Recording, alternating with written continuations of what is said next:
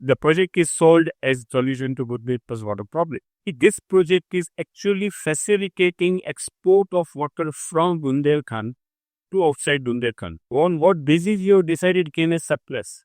They said you can't give it to you because it's a trade secret. Will you guarantee the hydrology that affected him by designing this particular project? He said we never testify. Because there are tigers going to Ranipur, but then there are another linear infrastructure with 4 million highway going on, railway line, double table. That area receives more than 1,100 millimeter per day of rainfall.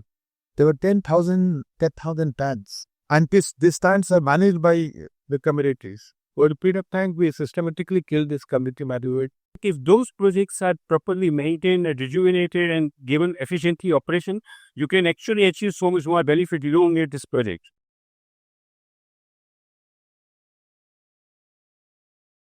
Good evening.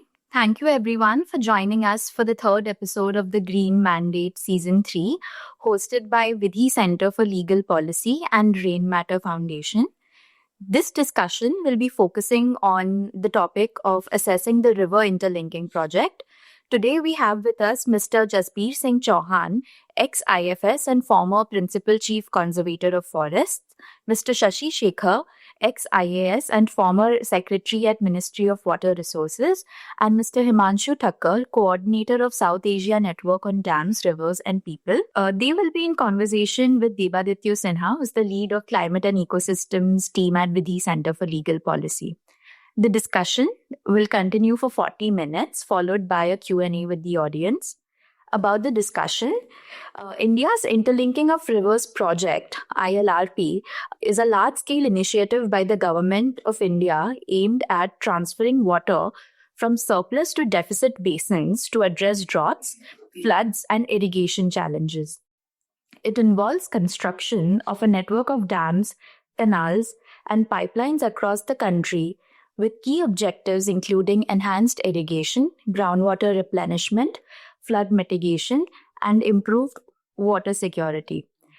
The National Perspective Plan, NPP, for the ILRP was formulated in the year 1980, leading to the establishment of the National Water Development Agency in 1982 to assess feasibility. The Ken-Betwa Link project is the first ILRP project under the NPP to enter the implementation phase. Prime Minister Narendra Modi laid the foundation stone of the Ken-Betwa River Linking National Project in Khajuraho on the 25th of December last year. While ILRP promises water security and agricultural benefits, it also raises serious environmental, legal, and socio-economic concerns.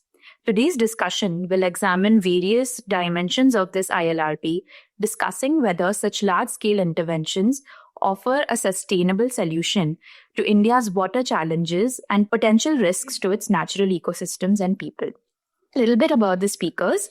Mr. Shashi Shekhar is a 1981 batch IAS officer of the Tamil Nadu cadre, has retired as Secretary, Ministry of Water Resources, River Development and Ganga Rejuvenation.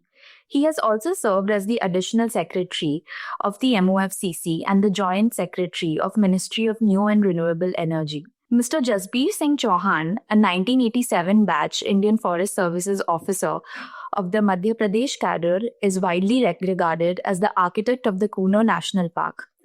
He retired as Principal Chief Conservator of Forests and Chief Wildlife Warden in September 2023. Mr. Chauhan has received several prestigious awards, including the Sanctuary Asia Wildlife Service Award, the Award for Excellence in Active Wildlife Management, the Award for Excellence in Habitat Management, and the Biodiversity Governance Award conferred by the Government of Madhya Pradesh, UNDP, and the Government of India during his tenure as Field Director of the Kanha Tiger Reserve. He's also supervised the Cheetah project until June 2023. Mr. Himanshu Thakkar, an engineering graduate from the Indian Institute of Technology, Bombay, is the coordinator of South Asia Network on Dams, Rivers, and People. He has been associated with the water sector issues in India for over 35 years.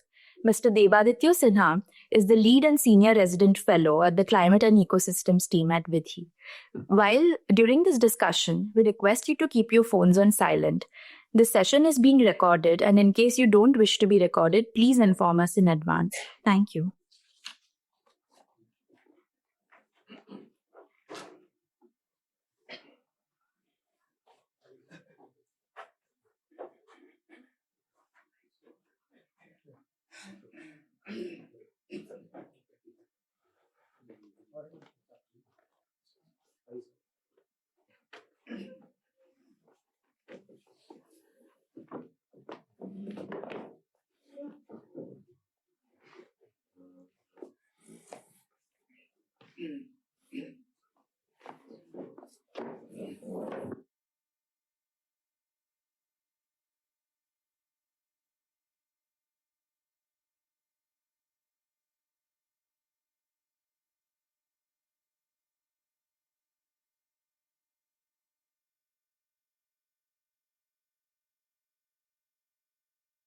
Thank you, Shelly. Thank you, everyone, for coming today. Also, thank Dr. Shashi, Shekhar, Jasbir, Chauhan, sir, and Himanshu, sir, for taking up time from their busy schedule. This discussion we have been planning for since a long time, because the interlinking has been always been discussed some other time, within a year, some parliamentary or some minister or something always happen. It keeps happening. And I'm a student of environmental science, and when we used to study, so we were taught that dams, canals, and interlinking are actually good for environment, as they provide drinking water supply. They have a lot of forestry benefit. They provide reachable thing and everything. But then when I think 10, 12 years ago, when I was quite young, like Ariman, he's sitting there. So I used to attend all these talks, which Himanshu Thakkar and Madhu Mishra ji, they used to, all the discussions, I was part of it. And then we realized what we have been taught. So this intricacies of this kind of projects, that also needs to be discussed. And when this recently this Interlinking project, when it was actually been implemented, the Ken Betwa, then we thought that let's also discuss how it started and why we are doing this. And we have mixed kind of narrative in the media, in the public. So some people say that it's good. Some conservation organization also claim that it is good for the wildlife, it is good for the forest. While some says that no, it is not good, it has its own thing. And it is said that it is the first project. Ken Betwa is the first linking project, but it is being planned since 1980. And Shashi Jigarji has been part of the Ministry of Water Resource, and when he retired, this project was in the advanced stage of planning, if I'm correct. And Jasbir Singh sir just recently retired. He was PCF of MP, and he has seen all this, the approach of state government to the project. And Himanshu Thakkar ji, he has been tracking this project since I think several decades maybe. His blog Sandtrap has been documenting all these things, and he is a close colleague of Madhu Mishra ji, and who was very vocal about interlinking, and we must give the credit to him and Brij Gopal ji for actually telling us what this project will mean. Because see, this rivers and equity is a very detailed subject, and there is policy aspect, because these projects are all policy aspects of it. I don't want to go in detail. So I will ask Shashi sir if he can just broadly tell us what is this interlinking or reverse project means, because he was part of Water Resource Ministry, how the idea actually originated, when this interlinking project actually is over, but there must be some origination of the idea, how it came into thing. And if Ken Betwa is the first project of interlinking, or we have seen this kind of interlinking before, not as a project, but here and there small interlinking has happened before. Yeah.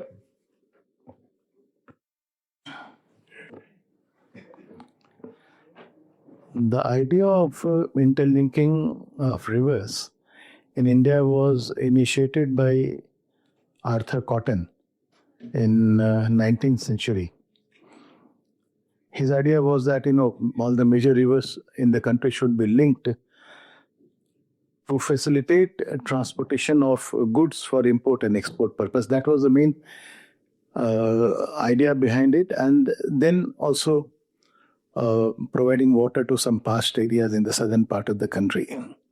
But main idea was to facilitate goods for import and export from the Indian peninsula, Indian subcontinent, sorry.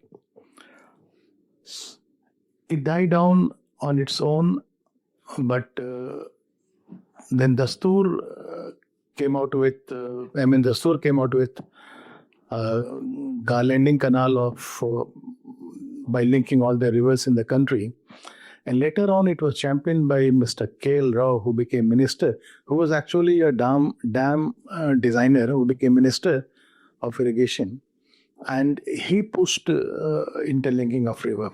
But then it received off and on some attention.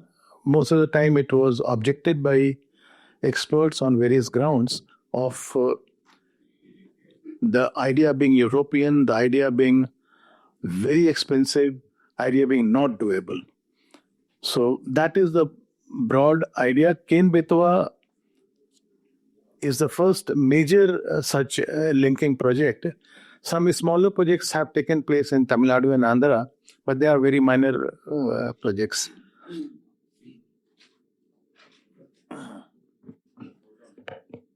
So, Himanshu, if I can ask you, although this project has been actually launched as a part of this program in 1980, but till this year, this project could not take off.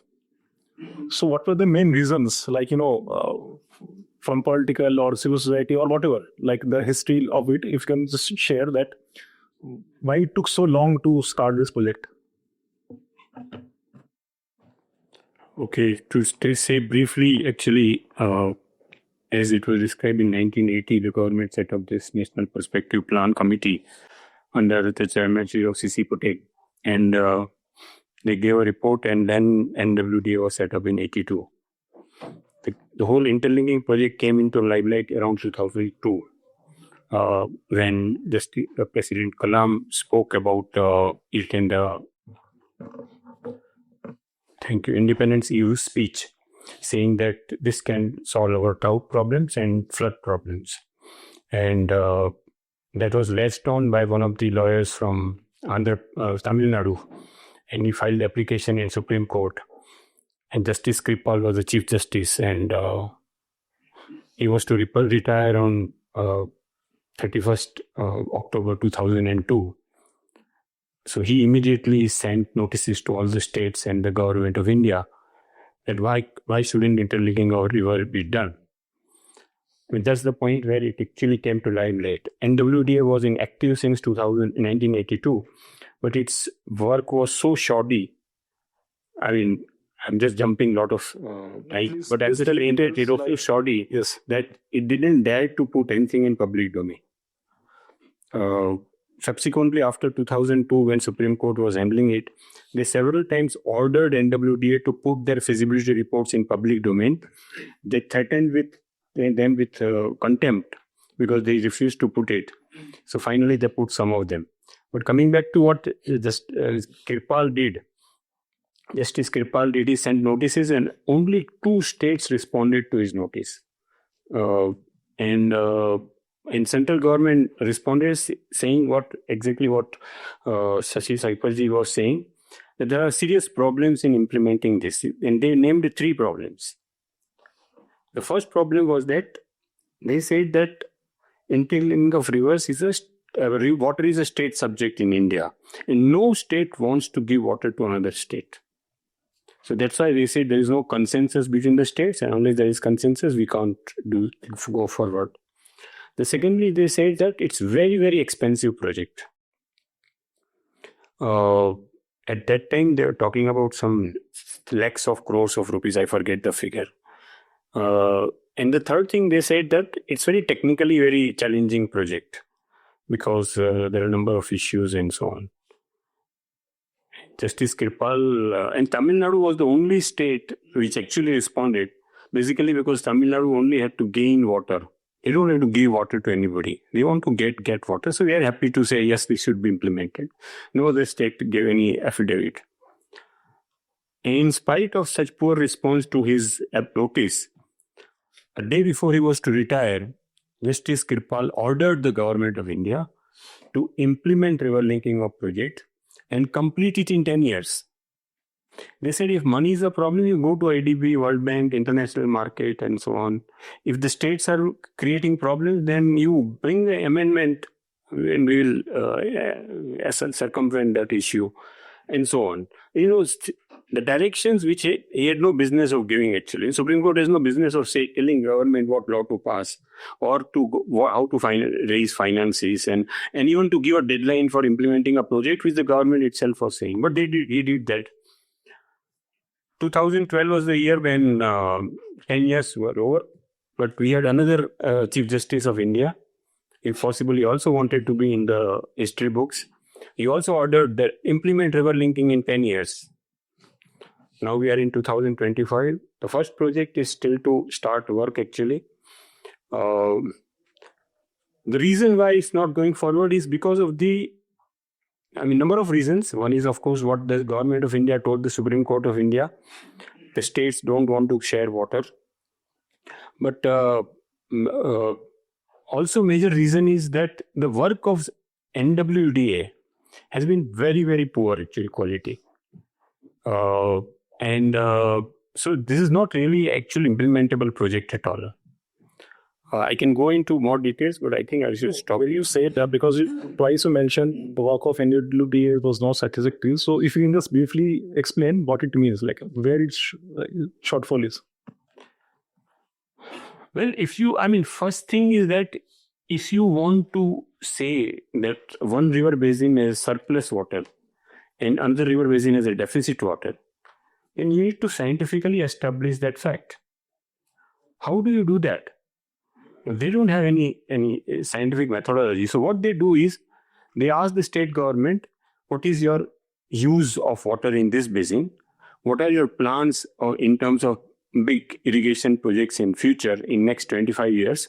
And based on that, they postulate that, okay, this state is going to use so much water after 25 years, and this another state which is going to also do the similarly, and there is surplus water here and there is deficit water. This is not scientific.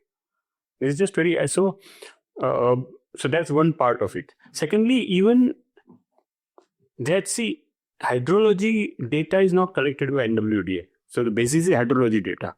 Hydrology data is collected by CWC. Now that's another problem. The way CWC collects hydrology data, it keeps it a state secret. To give you an example, Ken-Betwa River Link, the first project that is going under implementation now, the hydrology, which is the scientific basis for saying that Ken is surplus and Betwa is deficit, firstly is not in public domain. There has been no independent peer review of that data. Supreme Court had ordered the government of India to set up expert committee on river linking, and by some strange quirk of circumstances, I was a member of that expert committee of Ministry of Water Resources on river linking. And as a member expert committee of the ministry, I asked for the data to tell me on what basis you have decided Ken is surplus. And they didn't. They said we can't give it to you because it's a state secret, state policy not to share any data with respect to any international river basin. It's part of the Ganga basin. Ganga basin is the international basin, so we can't share any data. But what we knew, because the Supreme Court asked them to put feasibility report in public, when we analyzed that, what we saw clearly is that not only the data is outdated and there are gaps and so on, the whole thing is an exercise in manipulation. Now, how do you manipulate? So you want to say that, okay, how much cultivable area is there in the Ken and how much cultivable area in May. So one way to manipulate is to show lower cultivable area in Ken and higher cultivable area in Betwa. The second way is to say that every hectare of irrigated area in Ken basin will require so much water and Betwa same. So again, you want to manipulate. So you give a lower figure for Ken and give higher figure for Betwa. Third way is to cropping pattern. What kind of cropping pattern is expected in Ken basin and surplus? So based on which you you calculate how much water is going to be used. And if you again look at that, they give very highly water intensive cropping pattern in Betwa Basin and very low water intensive cropping pattern in. So this is the way they actually manipulate the whole thing to show and similarly about the hydrology figures, the flow figures and so on. So this is what exactly they did in feasibility report. And incidentally, the project is sold as Bundelkhand's water problem, solution to Bundelkhand's water problem. The first sentence of the DPR of Ken-Betwa link says that this project basic objective is to provide water to Upper Betwa region. Upper Betwa region is not in Bundelkhand. So essentially, this is what the DPR means. Essentially, this project is actually facilitating export of water from Bundelkhand to outside Bundelkhand. In fact, in a very shocking turn of events, an IAS officer who was collector of Panna between 2005 and 8, she actually wrote letters both to the Principal Secretary Water Resources in Madhya Pradesh and to Planning Commission, saying that this project will destroy Panna district and will keep the whole upstream Upper Ken basin permanently backward. And that later we have published in our blog.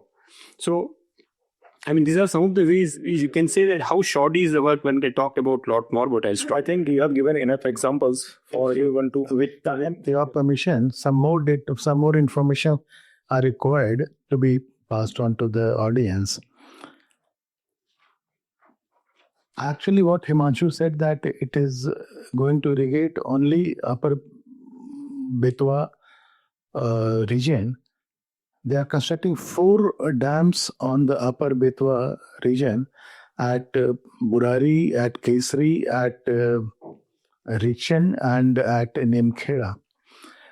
So the water which was supposed to go to Bundelkhand, the project was sold to provide water to parched Bundelkhand. Actually, for Bundelkhand region, 100 years back there was a small weir at Bariarpur, which was supposed to, at the design stage, was supposed to irrigate about 268,000 acres of land. Never in its history, in the last 100 years of history, it irrigated more than 60,000 acres. Now, Bariarpur weir, or whatever you call it, is below Daudhan Dam, where the 70 meters water is going to be stored to transfer water to Ken-Betwa, to Betwa on the Ken River. Now, that means Bariarpur will be starved of water.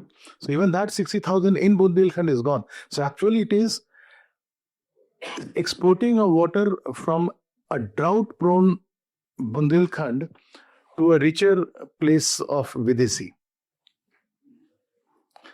The hydrology very rightly said. In fact, there are 6 studies.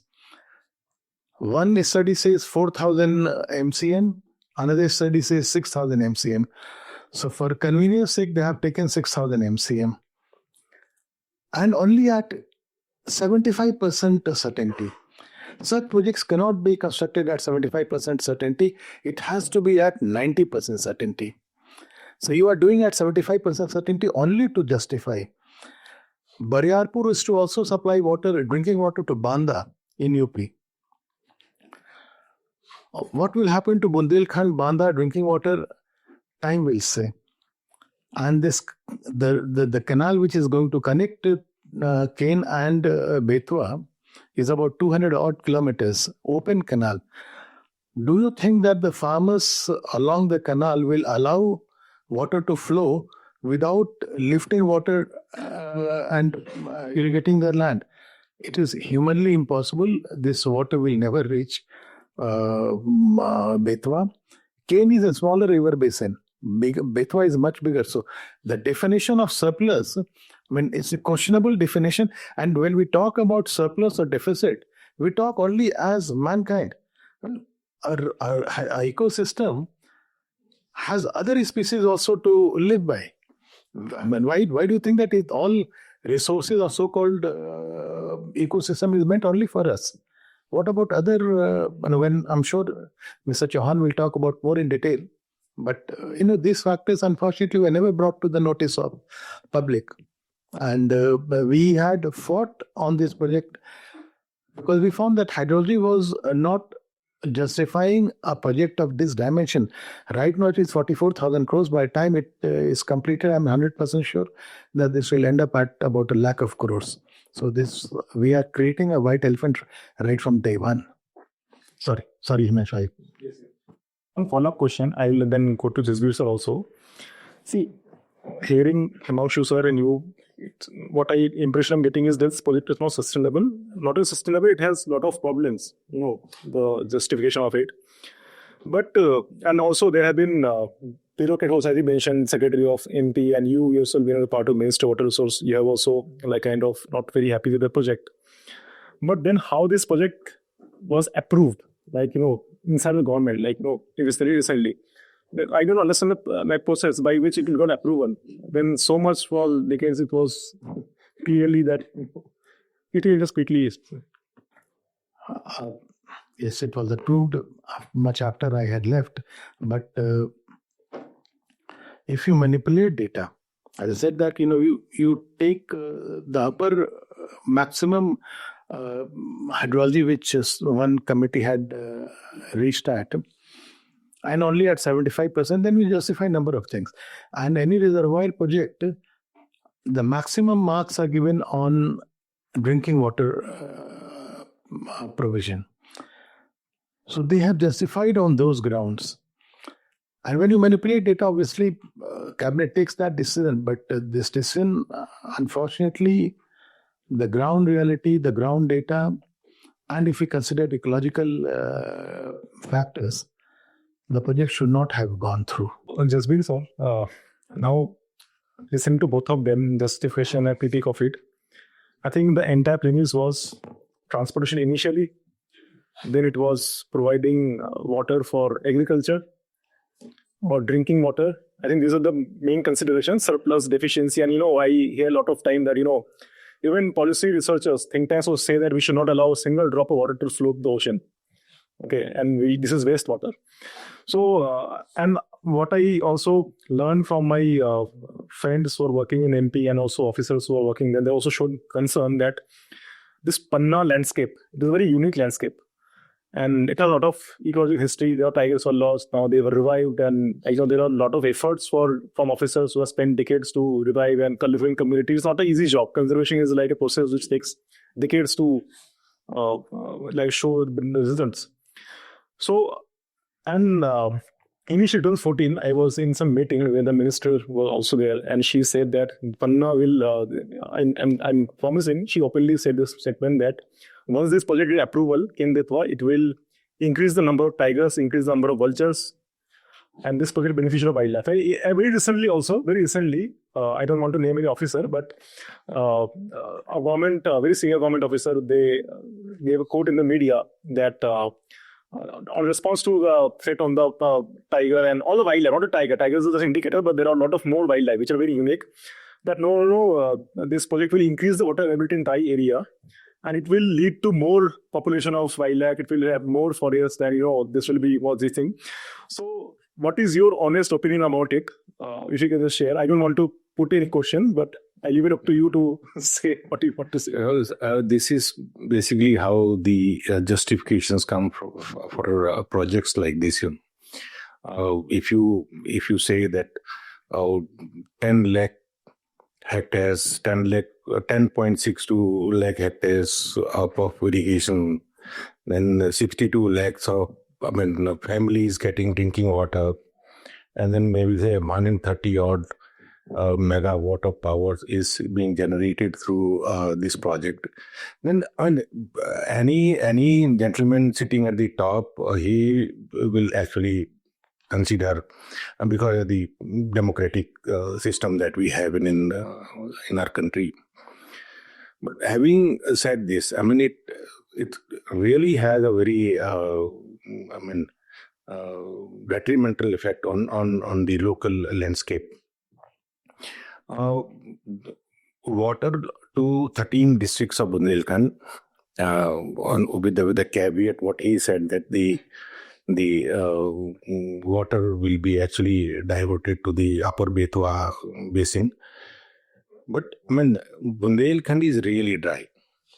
And you name any region of our country where the laborers from Bundelkhand do not go for their livelihood. So it was a genuine concern. But the figures, again, as Shashi Shekhar Saab has, you tend to exaggerate things and then try to justify things and then get it done. And as far as wildlife is concerned, it's a huge loss to a place where we had lost all our tigers. And then again, we revive the tigers as we are sitting today here, and we have 60, the minimum number of tigers in adult individuals, identifiable individuals. And at least 3 or 4 females. If anybody understands the tiger ecology, the population dynamics, then the females are very, very important, the female tigers. And at least 3 or 4 female tigers, they have the natal area and the submergence, the potential submergence area. So a lot of habitat loss, and some say maybe 1 million trees are expected to be felled in the core tiger reserve only. So think of the level of destruction that is going to happen there. And then as the project envisages, they complete it in 8 years or 10 years, as he said, 10 years, or 10 years of construction in that area. So when a dam construction, it's not a small construction site, so it actually a lot of noise, lot of things, lot of presence of people there, and right at in the core area. So that is another thing. Then apart from the tigers, there are vultures. Vultures, as all of you must be aware, that the population has actually, Gyp's vultures especially, it has actually dwindled down to 99%. Just 1% what we had long back. So that is, the Panna Tiger Reserve has one of the, stronghold of the nesting sites and the roosting area there, and with most of it will be submerged. So and then of course the aquatic system. We have Kane is a very young river. You won't find sandbanks along upstream of the Ranne Fall. So the gharials, basically, they whatever little they have, that will also be gone in the submergence. So they can't actually nest. The gharials are not like, say, mugger, who actually can walk through its limbs, and they basically drag their belly and they go on the sandbank and then lay their eggs. So that is a genuine concern again. And apart from this, also again the fragmentation that will happen with the reservoir and the linear infrastructure, the roads and the subsequent roads that will come up, and of course the canal, the 211 kilometers of canal going. And if the mitigation measures are not done, then basically, you are permanently fragmenting the landscape and the tiger reserve and the habitat. So, if we are losing, say, 58 square kilometers of the tiger reserve area, the forest area, and compensation to this does not mean that we are losing area in a Panna Tiger Reserve, and then you are offering us somewhere else. Maybe say, I will come to the compulsory part later on. Yeah, okay. Talk about it, because Let's first discuss about the project. Then there are a lot of things I will discuss about retaining everything. That also we will come. The solution for the government. And one small this thing. As Shashi Saab has very rightly said that I possibly had not seen any project, irrigation project from which the water has reached to the last envisaged spot. So this is another thing. They say that we'll irrigate some 10.62 lakhs of hectares, and where they will end up, I do not know. And how long the Cane River will survive? This is also a big question, because the catchment of these rivers are basically they are also dying. So you need to be very, very careful on that also. So Shashi sir, I will come to you. But before that, I want to know just from 1 or 2 points from you. You talk about the impact on the ecosystem, wildlife, all this thing, and so we're talking about the beneficiaries, but there are also like some externalities in terms of social, economic cost, and people who might be displaced. So can you talk about little bit about the issues which are going to be because of the dam creation, canals, acquisition of land? If there's some concerns you can share. But before that, I just wanted to add from what earlier decision-making process he said. So if you look at the decision-making process of Cane Betwa project, you look at its environment appraisal process, how the expert appraisal committee appraised the project, how they made the decision, how the forest clearance was appraised and how made the decision, how State Board of Wildlife and then National Board of Wildlife appraised the project and how they cleared it, how Central Empowered Committee of the Supreme Court of India gave a report, scathing report. I haven't seen a stronger report from any government agency on any development project. It is such strong project report. If you look at that, if you look at the issue of alternatives, if you look at how the impact of climate change, if you look at the EIA, the quality of EIA. When I was part of the expert appraisal committee, expert committee under Water Resource Ministry on river linking, this is in 2008-9, long back. This EIA agency made a submission report to the committee, and I showed them how shoddy the piece of work was. They actually said in the report, these are some of the gems in the report. They say that the fish in the cane will get a shortcut to Yamuna once the project comes up. This is the understanding. Not a word about how the adverse impact will be there on the Panna Tiger Reserve. Not a word. Imagine. And the EIA doesn't talk about it. Leave aside the question of gharial sanctuary or vultures and other species and so on. It was such shoddy piece of this thing.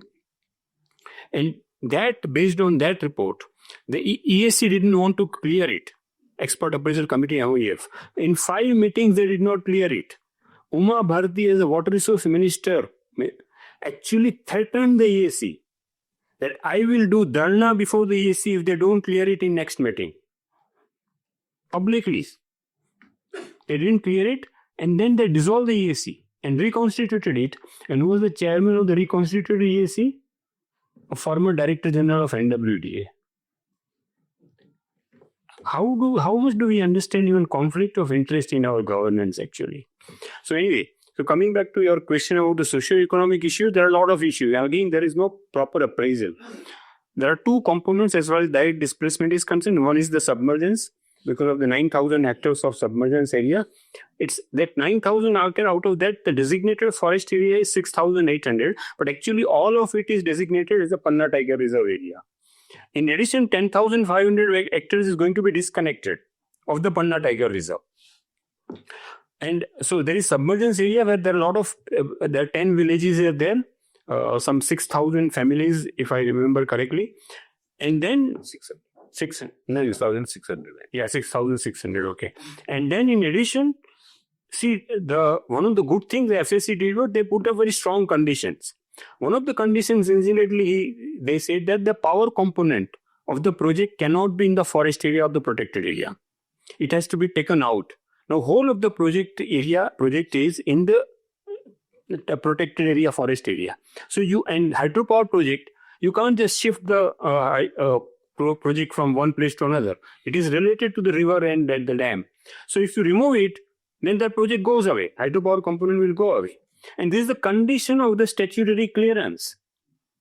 But the Prime Minister inaugurated the project, which has still the power component part of the same protected area in the forest area. So, but another good thing, FSC condition was that all the compensatory afforestation area has to be contiguous to the remaining part of the Panna Tiger Reserve. So they had to acquire land. They tried to dilute it. They didn't succeed. And so they've acquired private land, and some 6 villages are going to be displaced there in the Panna district. In addition, there is a canal area where again there is no appraisal, and then there is a downstream part. Whole of the Banda district practically is dependent on Ken River in the downstream area, in addition to part of the Panna district. Again, there is no appraisal of that impact. So there are a lot of impacts which have not been appraised. Overall, the impact of the destruction of the forest area on the communities around, again, that is something not being properly appraised. But a lot of such impacts will be there. Yeah. So, Shashi-jan, you listened all the discussion from both of them. So, of course, there are a lot of externalities in terms of ecological cost, social cost, and there has been a lot of opposition within the government also, and clearly there is a political pressure on that. So, I just want to know from you, when this kind of projects are being, it's a primarily Minister of Water Resource project, primarily. This is a project of Minister of Water Resource primarily, who is executing it. So when you design these projects, do we also conduct cost-benefit analysis where these kind of externalities, cost, other competing uses, non-use values, and externalities in terms of displacement and the wildlife biodiversity loss, are they taken into consideration when this projects are discussed by Minister of Water Resource, or is there any communication with other ministries, other departments, other stakeholders, or it is just first design and then? You're talking about an ideal situation where all facts and the ground realities are factored in before a decision is taken. When the ground realities of facts are projected in multiples, then the project on the face of it looks justified even economically. I said that Bariarpur, when the river was in its pristine state 100 years back, had a designed irrigated area of 2.6 lakhs acres, and it could never irrigate more than 60,000. That time the ecosystem was at its pristine state. Justifying that this would irrigate another 10 lakh acres is something coming out of air. Just doesn't meet the ground reality. That is one. You justify a project on giving such data that justifies it economically, and most of the numbers are given on the drinking water provision. You say that X number of villages or X number of people will get drinking water, so that gets highest marks when you justify a particular project. So this was accordingly justified. That is what I heard. To give a small back information, which perhaps the audience may like to know, I had asked the Central Water Commission chairman that you are the repertoire of information about hydrology of any particular river, any river, and based on your hydrology data, a reservoir is designed. Will you guarantee the hydrology that you have factored in while designing this particular project? He said, we never justify. We never give that guarantee. No, without guaranteeing hydrology, government is investing 44,000 crores of public money. And incidentally, so far there is no reservoir project where the cost has not gone up by 2-3 times. In fact, some of the projects had gone up by 1,250%, as high as that. So, I don't expect that this would be confined to 44,000. 100% sure that it would be more than 70, 80,000 crores. So the project cost going up to by 2 times, and actual the benefit that would reach the people, so-called benefit, reaching the people would be half of the design numbers. Then how are you justifying the projects economically? It doesn't meet the eye. So factors are taken. Like the process is you do EIA, then it goes to the export appraisal committee, then it goes to the wildlife. Lot of informations were fed in, but then you keep changing the committee, and ultimately you get a committee which gives you a report which is a decent report.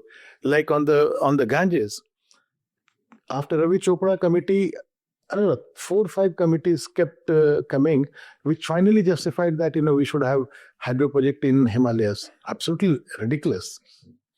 So, sir, I also read that there is also component of public-private partnership somewhere in the news. Like I was researching on that. So, any idea who is going to contribute in this from private parties? Any idea? If it's such a huge cost and everything is there. No, in such project, I don't see anybody coming purely based on any private investor coming purely on the revenue generation. It could be only on an annuity model where government guarantees annuity. No, I invest 100 rupees, my 100 rupees is returned by the government. Whether 100 rupees is generated as a revenue or not is immaterial. It's only on my last follow-up question. When we have all the information whatever, showing that this project is not feasible, it should not be doing, and as I said, the minister actually sitting on dharna saying you have to clear it. There's a political pressure. So, what is the reason that the politicians have been pushing this project? If the scientific assessment, everything is against this thing. So it's a very narrow. All of us understand. I'm sure all of us are matured enough to understand that. I bring a project to a particular area. That area gets a lot of money flowing in. So I win the election. So it's a very narrow gain. The losses are in 100 times of multiples to the nation, to the ecosystem, and to the same people. Where perhaps in the 3rd, 4th generation, they start seeing the losses. But you kill a goose which lays golden egg. You kill it right now, and you don't wait for it to lay golden egg on a perpetual basis. So that is the tragedy. We have a system where Supreme Court should have heard. In this country, Supreme Court gives a number of very good decisions. Number of environmental decisions that came from Supreme Court would not have otherwise been possible. Godavarman case, a number of such cases are there. But in this case, I don't know Supreme Court. Why did it turn Nelson's eye when the report from experts, the views of expert and the ground realities were made known to the... And in fact, the Supreme Court empowered committee also has given report against it, incidentally. But still, Supreme Court unfortunately favored this, has not struck down the decision of the government. I mean, it's again a beauty, this thing of our democratic system. All you see, the expert like Himanshu Saab and the administration at the top, they all are giving their opinion that this is not feasible. They still, and in Madhya Pradesh, we also vehemently said, there is a lot of damage. You have actually encased the Panna success story in the entire world. Now you are actually after this zone. So, almost from all corners, the expert views had come that this is, not good to go ahead with this project. Still, the democratically elected government, they went ahead. This is something which I would appreciate this. In addition to this couple of things, and one of the things that any project should be doing is if you want to achieve a certain objective, you propose alternatives. You propose a project and then look at what are the possible alternatives. In typical of this project, they don't do it. So in this project, there is no alternatives proposed. In fact, the first Panna Tiger Reserve director who appraised the project, one of the reasons why he rejected the project is that no alternatives are proposed. The Forest Advisory Committee said no alternatives have been proposed and there should be one. It also asked for independent review of the hydrology, Forest Advisory Committee. In fact, Forest Advisory Committee in the minutes in May 2017 actually wrote, ideally this project should not be given clearance. Forest Advisory Committee has never written like this. I've never seen any minutes saying that. In this project, they actually said that ideally this project should not be given clearance. These were their words. And they said 46 lakh trees are going to be cut of girth larger than 20 centimeters. And it is the official minutes. And they also gave a number of other conditions. Similarly, the State Board of Wildlife, National Board of Wildlife and CSC report, both FSC and the National Board of Wildlife had set up a subcommittee to visit the area and appraise the project. And both the committees said that the height of the dam should be reduced by 10 meters. And what does the NBWL and FSC do? They ask Central Water Commission to say whether it's possible to reduce the height of the dam. And what will Central Water Commission, a pro-dam lobby, will do? Actually, Central Water Commission functions as a pro-dam lobby. It never says anything against any dam. And that, they were asking, CWC, of course, point blank said it's not feasible to reduce the height of the dam. And lo and behold, that's all that was accepted. So this is the NCC report, incidentally. Let me just explain. How does it say? See, this is a gem of the report. One of the things it says is, for example, the lower Betwa dams, Rajghat and Matatila and other, Dukwan and others, have been over-designed. They have huge projects and they harvest all the waters of Betwa. But now Upper Betwa wants to build the dam. If they build the Upper Betwa dams, then the Lower Betwa dams will not get water that they are getting now. So that Upper Betwa can also build the dam and Lower Betwa can continue to get the water, they have chosen this path. Selected this. We will transfer water from Kane to Betwa, Lower Betwa, so that Upper Betwa can build the dam and this can continue to get the water. So it's not a new area. So all the area which is already irrigated or promised to be irrigated, as Shashi Shekhar said, those are the areas under benefit for this. There's a Kane multipurpose project of early 1980s from Madhya Pradesh, and that had actually proposed all of this area and more. Bariarpur is one, there's Gangau area is also just immediately downstream from that. And both are going to be demolished and new wire are going to be built. And there is not a word about it in EIA, not a word that new wires are going to be produced. So, if you look at the way Uttar Pradesh is actually increasing the components to be irrigated from Kane Betwa project, you can see there is stretching. There's no water really available. And incidentally, no less the Principal Secretary of Uttar Pradesh wrote in an affidavit to the Supreme Court of India in 2006 or 5 that if this project is implemented, there will be unrest in UP, particularly in the downstream area. Social unrest. These were his words in the affidavit in Supreme Court of India. It's after that they kept bargaining for more water UP and they got more water.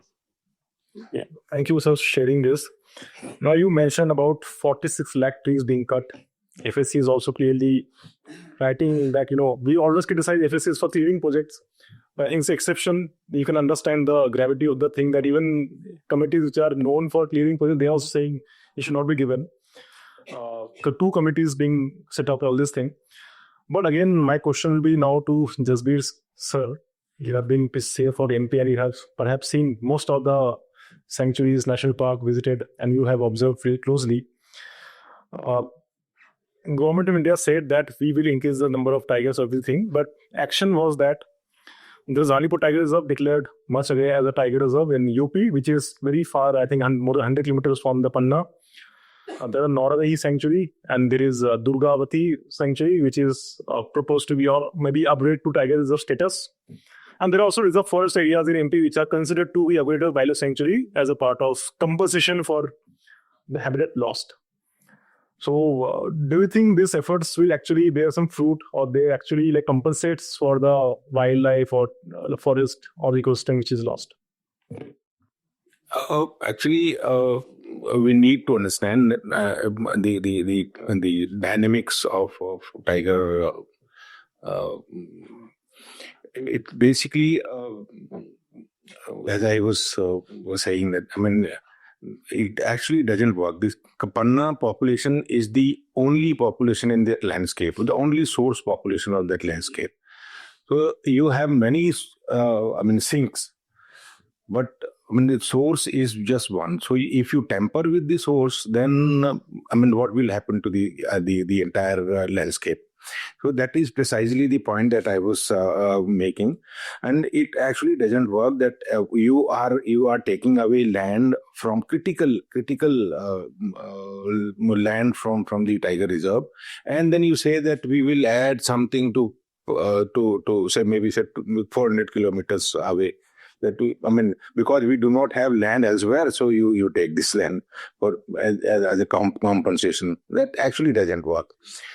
But here, fortunately for us, here we have already the Ranipur Tiger Reserve. We also have the Naradai and Virangana Durgavati Tiger Reserve already declared.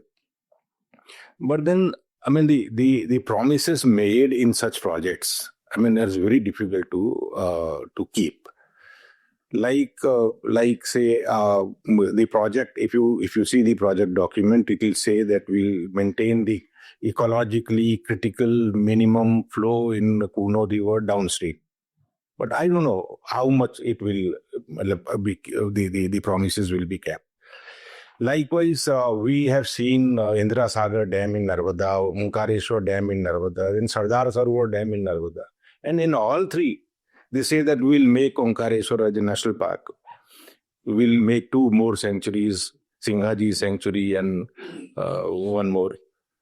So, that has never been done.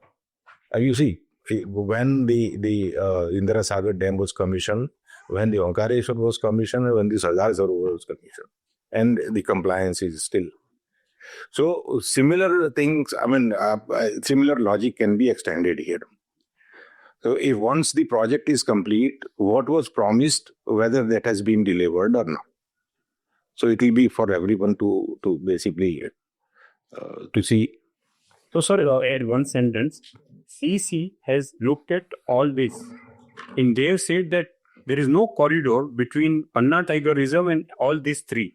None of them, and it's all rich agriculture area. So it's not even possible to build a corridor. This is what CC report has said. No, I'm sorry. Actually, this is something basically I would differ on this, because there are tigers going to Ranipur, and since the area is not well stocked with the prey base or whatever, I have been to Ranipur twice or thrice, so it is contiguous, and the animals can go, but then there are another linear infrastructure, or the 4-lane highway going on, and then the same stretch, then the railway line, double railway line from Khajuraho to Satna. So, there are a lot of things happening there. So, and of course, as he rightly said, that there is a 40-kilometer wide strip.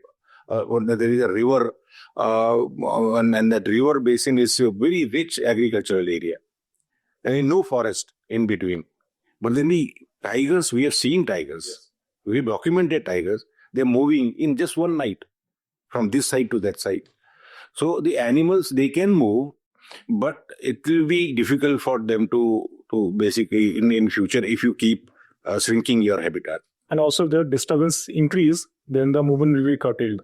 Also, but one small follow-up, then I will ask Shashi sir next question. In the forest, wildlife, tiger, iconic things visible, then there is some effort to even talk about it. But what about the species which are aquatic? or the habitat which are like wetland, migratory birds also come. It's a part of Central Asian Flyway. There are species which may be migrating, and there may be impact on downstream in the ocean also. You don't know. Sediments are not going anymore after you create the dams. So do you think in this whole discussion, we have talked anything about compensating the loss of aquatic habitats, wildlife in this whole discussion? I mean, the understanding of the planners, I mean, what he rightly said, that they will get shortcut to Yamuna River. So what can you say on this? So, I mean, aquatic life is very rich in Kane, and you are actually altering the ecosystem. With, I mean, the flowing rivers is ecosystem, and then you just making a reservoir there. We already had two small reservoirs, Gangau Dam, well within the Tiger Reserve area, and the Bariyarpur is quite. I mean, it's quite far off from downstream, you know. So they already existed then. But then, certainly, we do not have some, like, say, anadromous fishes which basically travel upstream.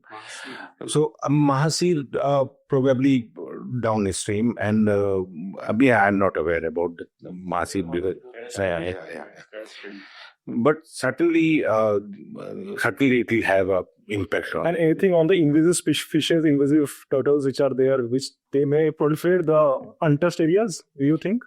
Untouched area, I mean, as I earlier said, and with this kind of dam, I mean, you hardly have any river bank, sand banks in the river upstream. And the river upstream to that proposed dam at Dodan is hardly 30-40 kilometers, 50 at max 50 kilometers from where it starts, the river starts, and it actually ends up here. So you have excellent habitat. Current habitat, excellent habitat there. But if you alter it, if you basically divert the river, the water to Betwa, the other basin, which is not that deficient.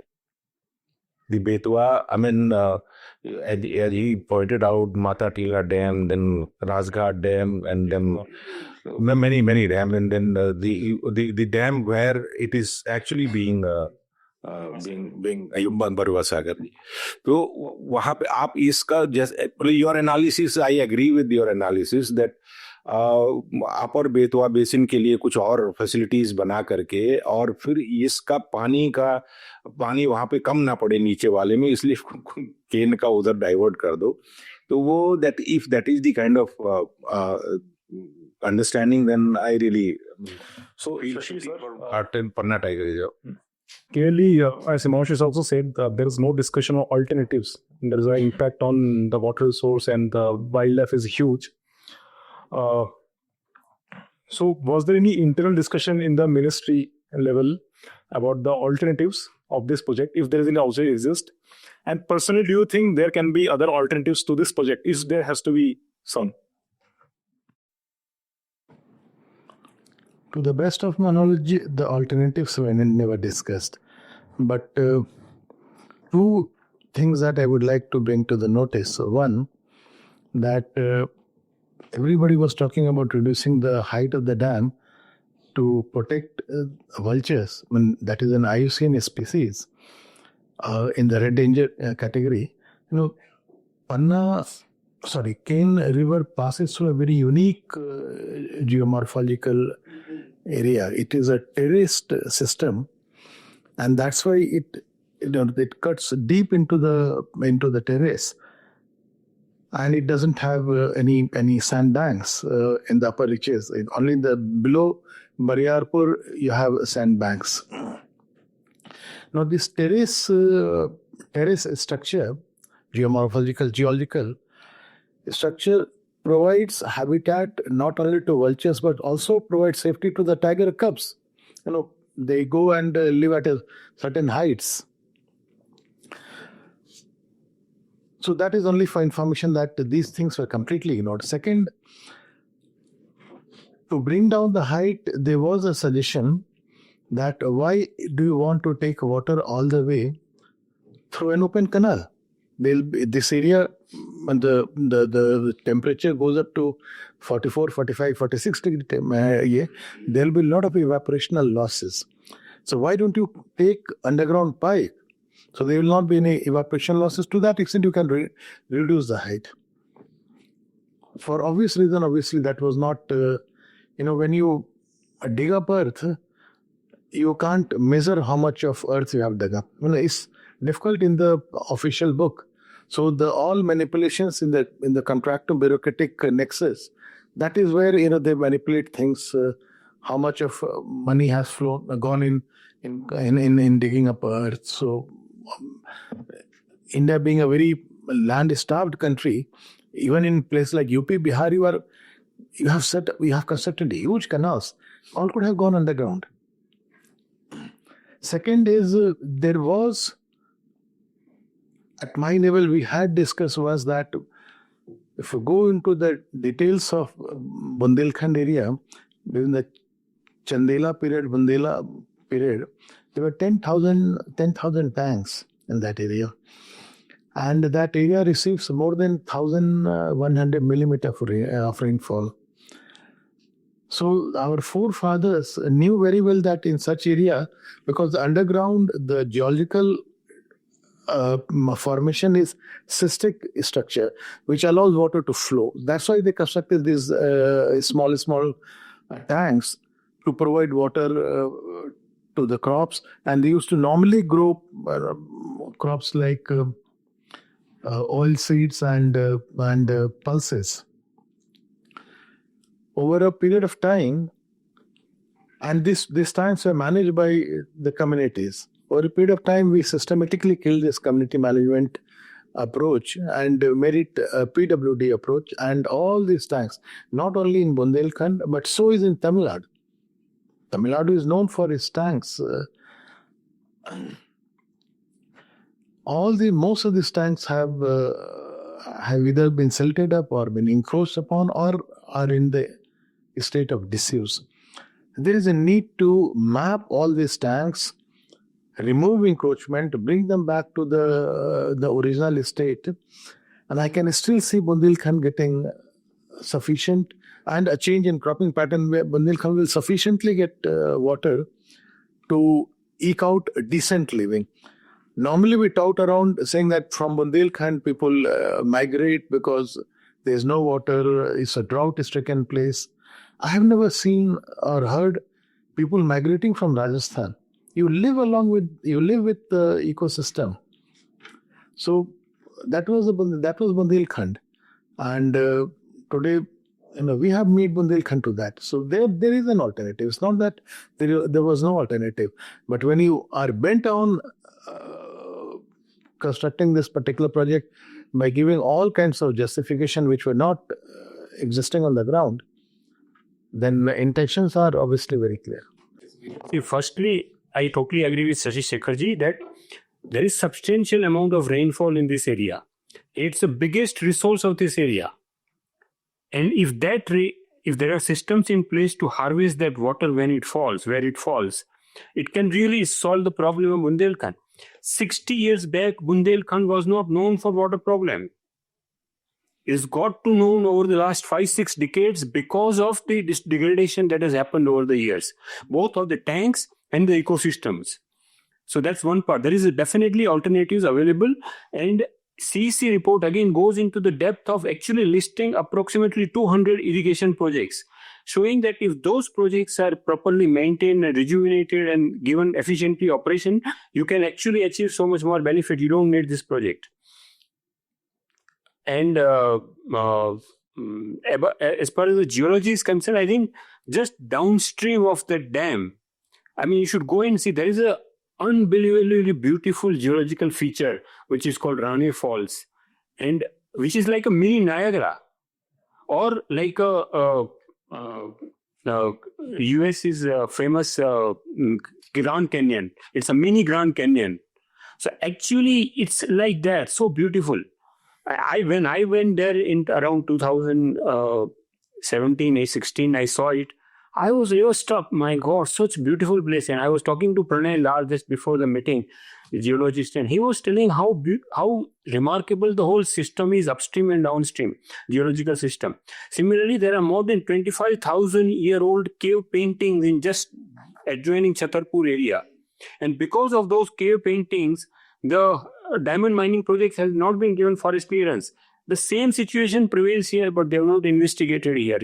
So alternatives exist, and there are these things which have not even been looked at properly. So one last question before I open for audience question answer, because there are so many issues, so many things very rapidly happening. But Himanshu, sir, I want to know from you, on ground, are there any protests from local people? Or there are civil society which are active at monitoring this thing, and if they were able to make some change? So because one thing is that there is no massive displacement like in Narmada, so there is no that kind of massive. There have been protests or against the land acquisition. There has been no notices given, no alternatives given. The information is not given. Gram Sabha has not been called to get the resolution. There is a part of the expert committee of the ministry. I suggested that these committee members can go to the visit area. Let us go. And when we went there, the first village we went, there was a strong protest against the project.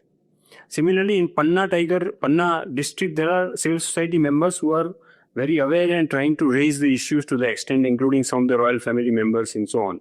So there is some attempt, but that attempt has not, and even during public hearing, Bridge sir and Manoj sir and others had participated, and they tried to raise the issue, and they were shouted down.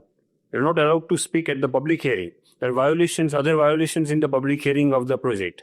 So violations are there. So there have been protests at various levels. We have been writing to the ESC, FSC, Wildlife Committee from the first meeting of themselves on, and trying to disseminate information to others.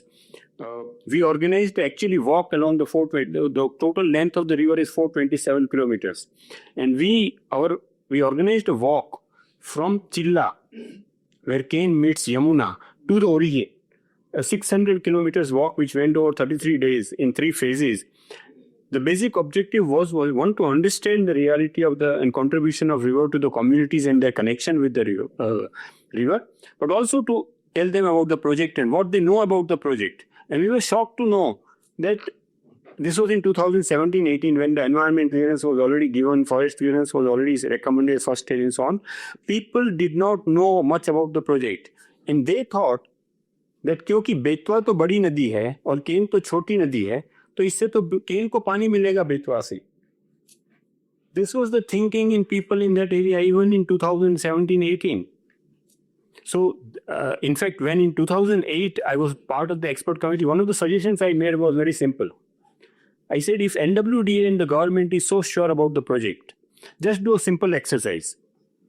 Let us formulate in Hindi a gist or summary of the project, what you want to achieve in this, and let us ask some leading question. What do they think about the project? What are the alternatives possible, cost, benefit, impact, and so on? And let us send this kind of letter to all the Gram Sabhas in Ken and Betwa Basin in Bundelkhand. And let us get the response, because this was in 2008-9. They could have easily done that. But both Ministry of Water Resources and NWDA refused to do this. They said, this is not part of our mandate. We won't do this. So there was an opportunity to, actually not only inform the people, but get their participation into the project and decision making. But they didn't do that. So thank you, sir. I think to summarize the discussion, like we discussed about how it started and the role of institutions, it's not institution didn't function well. In this case, institution actually performed very well.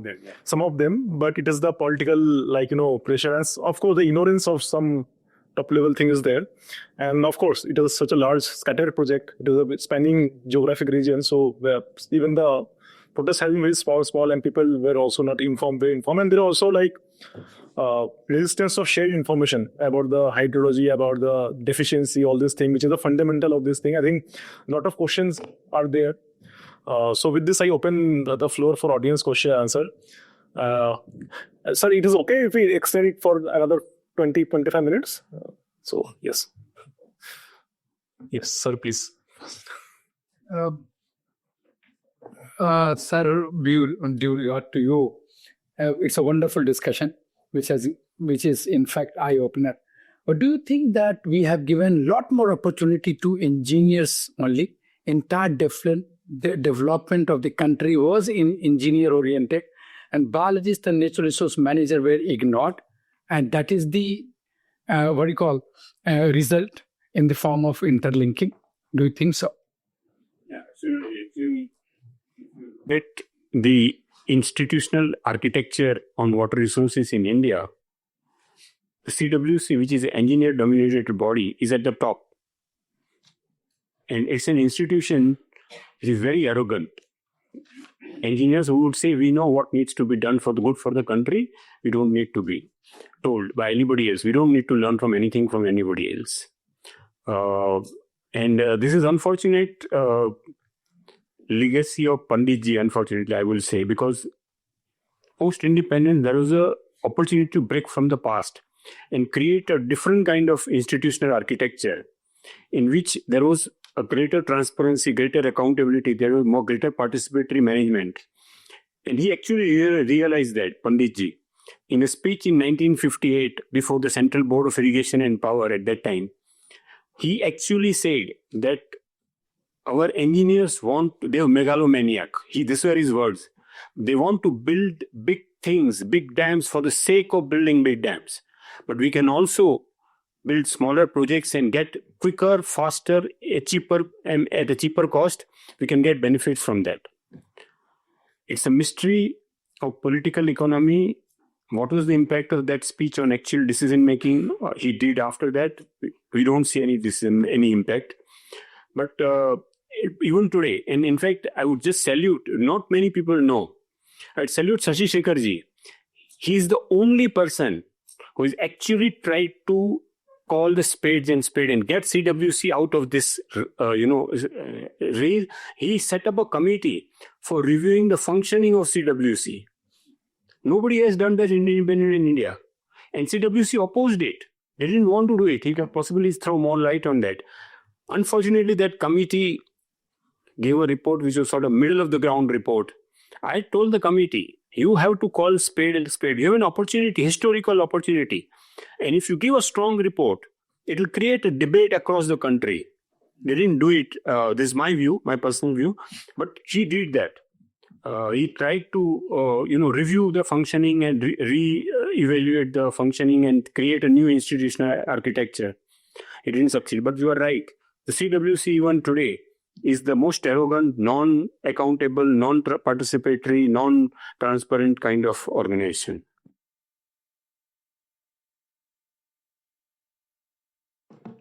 Hello, sir. My name is Gaurav. I come from PTI.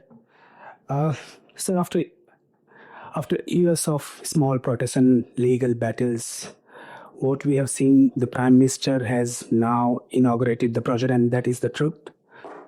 So I just wanted to ask you, what is the real chance or real opportunity? Is there a scope for preventing this mistake, a real chance of preventing this mistake, as you have called it? And to me, it seemed like more of a political issue, not just environmental issue. It's a political issue. I just wanted to inquire, just from my knowledge, are all political parties are on the same page with regard to this project? Let me attempt to answer. It's a difficult question. When you realize that you have done a mistake, you are not in a denial mode that you accept that you have made a mistake, then you correct yourself. But when you are in a denial mode, then you never correct yourself. So that is one part. Institution like Supreme Court could still prevent it. Some public interest litigation and somebody can latch it on and allow experts to go into details. We had excellent report on Kedarnath disaster. I would consider Ravi Chopra's report as one of the best. So get all the facts together and take a call. Unfortunately, the Supreme Court, in this case, Supreme Court so far has been party to this, directly, indirectly party to this entire wrong decision, I would say. Since the days of such big dams been declared as temple of development,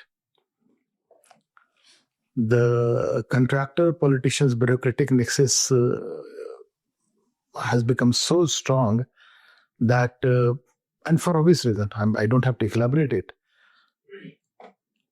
that all other considerations, as you said, biological, ecological, human, sociological, all are ignored. It's pure engineering. The idea of this interlinking is only an engineering approach.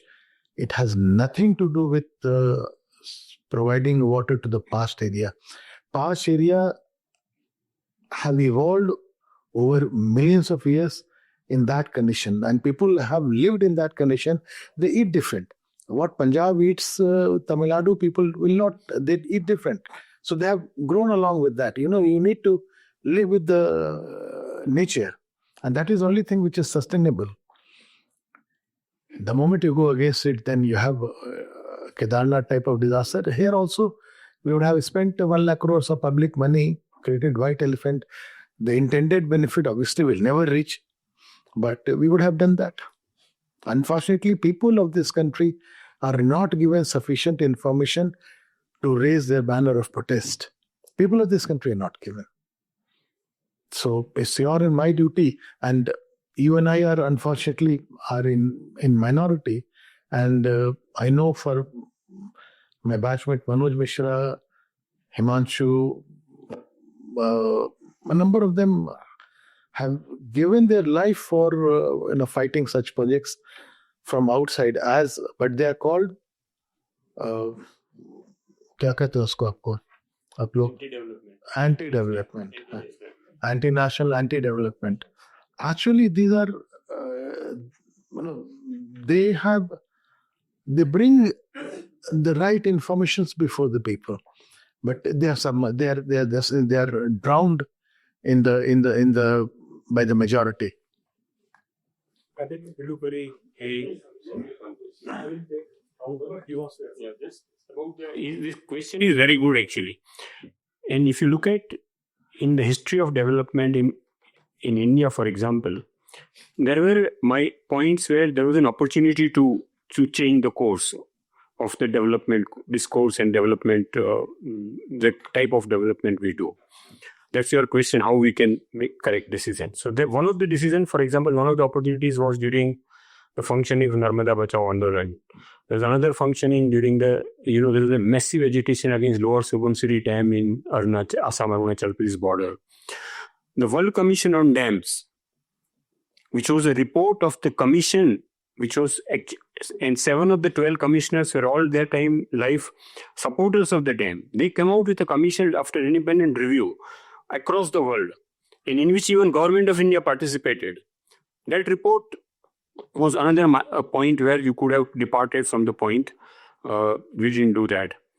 Or climate change is again another opportunity, which we can try and understand the implications of what we are doing and again change the course of the event. We are not doing that. In fact, they are using climate change to justify more hydro projects and more storage projects and so on. Or you take the opportunity, for example, in last 30 years, US has decommissioned more than 2,000 dams. Europe has decommissioned possibly more than 500 dams. So world is now decommissioning dams, but we are trying to still build. And we could also do independent, one simple thing. If there is a political will at the top, let us do independent assessment of actual benefits, cost, benefit and impacts of the dams. And we will get the answer from the facts. But again, we have not gone in that direction. As Shekhar ji, there is very obviously there's a lot of money being spent. And it's an open secret that there is a lot of kickbacks in such projects. There's no accountability here. Yeah. So just to supplement this, and since it's legal organizations, you must try to understand how we can, any reservoir or dam project, irrigation project, we say that it is irrigating X acres of land, but it never says how many acres of land that it is depriving downstream. The people who are sustaining their livelihood downstream on the water that they were historically used to, they are being deprived. Now, all the projects on the Ganges are depriving people of Bihar and Bengal of the natural ecosystem. Today, Sundarbans, the ecosystem has gone a radical change. Sundarban people used to grow rice, which used to tolerate a bit of salinity. You get a lot of fresh water and seawater mix. So there is a level of pH. And on that pH level, they were growing rice. The leaves used to be slightly sweetish. So a lot of honeybee would come. So they used to also harvest bee. So they were dependent on that kind of life. Now with water being diverted, that much of water is not reaching Sundarbans or Kabartal of Bihar, like that, those areas. And the livelihood is completely changed. They're facing challenges today in eking out decent living. So you are actually depriving somebody by giving that benefit to the people in the upper stream. Should the lower stream not have, those who have historically enjoyed that right, not be questioned in the court of law? I have a right. I've historically enjoyed that right. So it's my natural right. How can you deprive me of that without even asking me? So think on those lines. I'm sure some answer should emerge. This kind of debate must go on. People must be informed that this kind of things are wrong decisions. Is against the ecosystem, and destroying ecosystem. Actually, we're destroying ourselves. Actually, sir, just one small comment on what you said about Ganga. Because of Farakka barrage, previously Hilsa used to come till Allahabad. Now Hilsa doesn't come, and a lot of fishermen in Bihar and UP, they're deprived of the livelihood which used to get from Ganga, and they are now displaced of their livelihood. Now what Hilsa we eat in Delhi is from Narmada. People don't know this kind of stuff. People don't talk about Hilsa in Ganga. So you raise the hand first, then because you, but first, please. Thank you, panelists, for your deep insights. You made us privy to information that we could not have gotten in the open domain. I'm Ambush Shukla. I'm from Upper Betwa Basin. And see, the problem itself is, as everyone discussed, this is engineered. Because if you see the history of the Upper Betwa region, Jasbir sir is from Bhopal.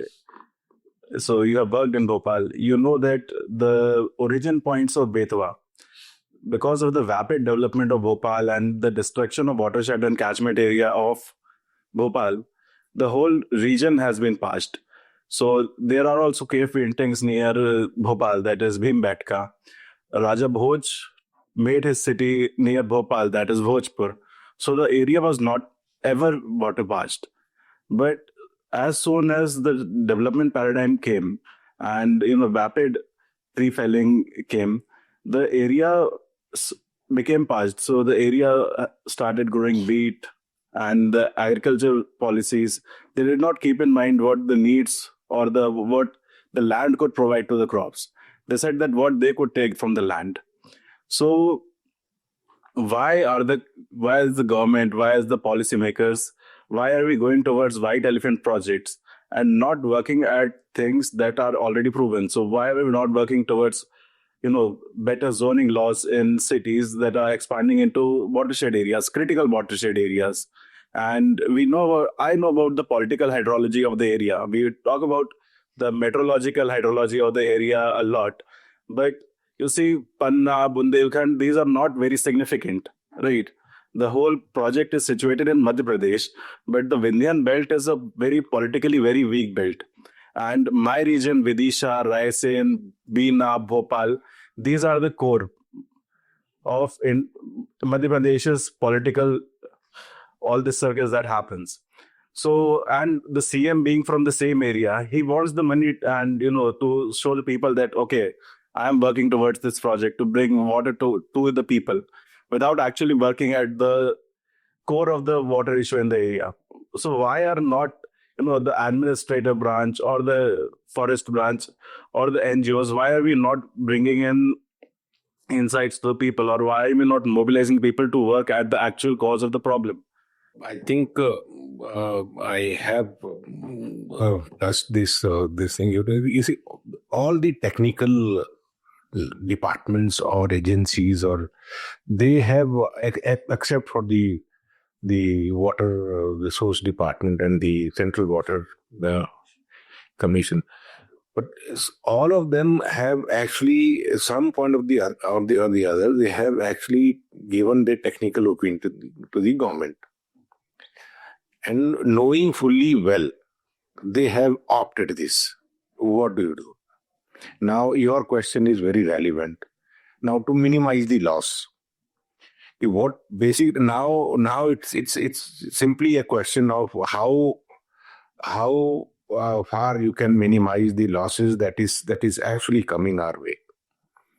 So we need to focus on this. I mean, it's not that the politicians, they do not know about them, but then बात वही है, बड़े उसमें कहते हैं, lighter उसमें कहते हैं कि जैसे पन्ना में टाइगर खत्म हो गए थे, क्योंकि टाइगर तो वोट देता नहीं है. तो मतलब ऐसे प्रोजेक्ट्स आएंगे जहाँ पे मतलब उस तरह का, अभी recently I've seen in Delhi.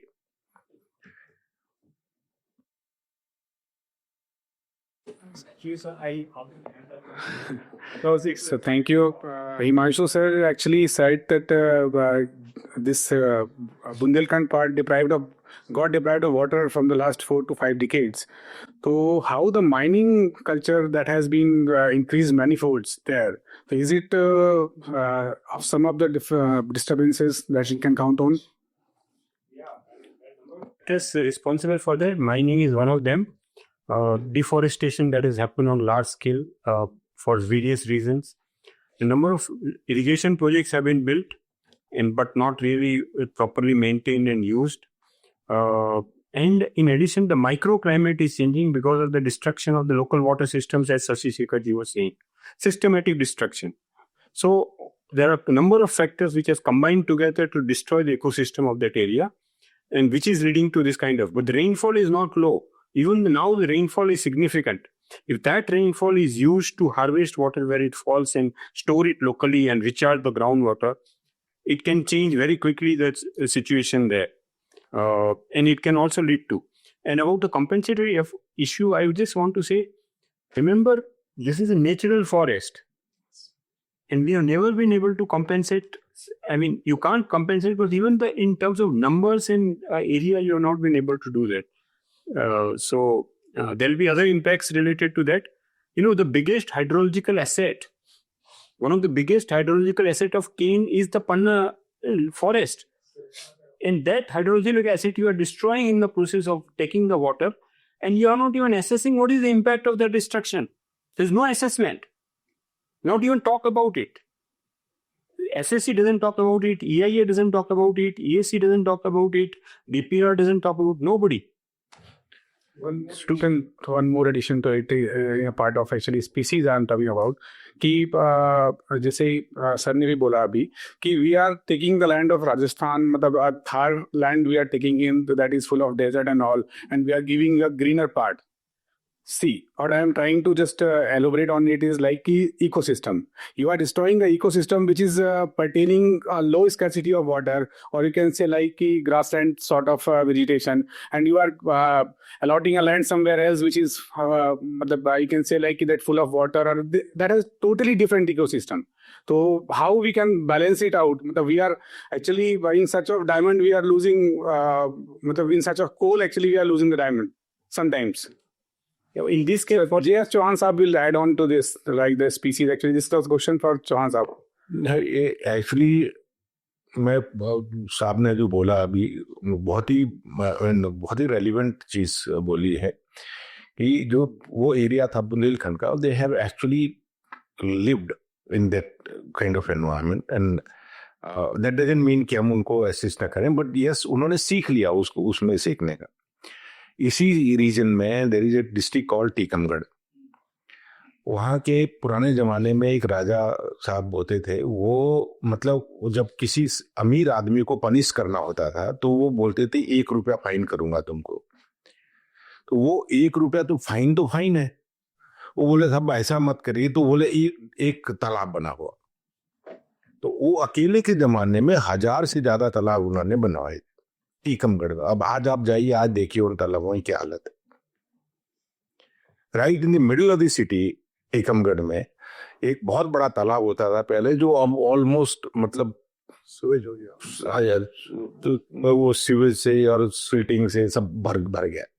तो we have actually lost that, वो जो लीगेसी थी पुरानी, और जगह जगह हर गांव में छोटे छोटे तालाब, तो उससे अपना उनका पूरा हो जाता था। अब हम लोगों ने ये बहुत ही बड़ा मेगा प्रोजेक्ट एक ले लिया, थिंकिंग दैट कि इसको हम हर जगह पहुंचाएंगे। और कहाँ तक पहुंचा सकते हो आप? ये आज 560 से सीखे ना आप।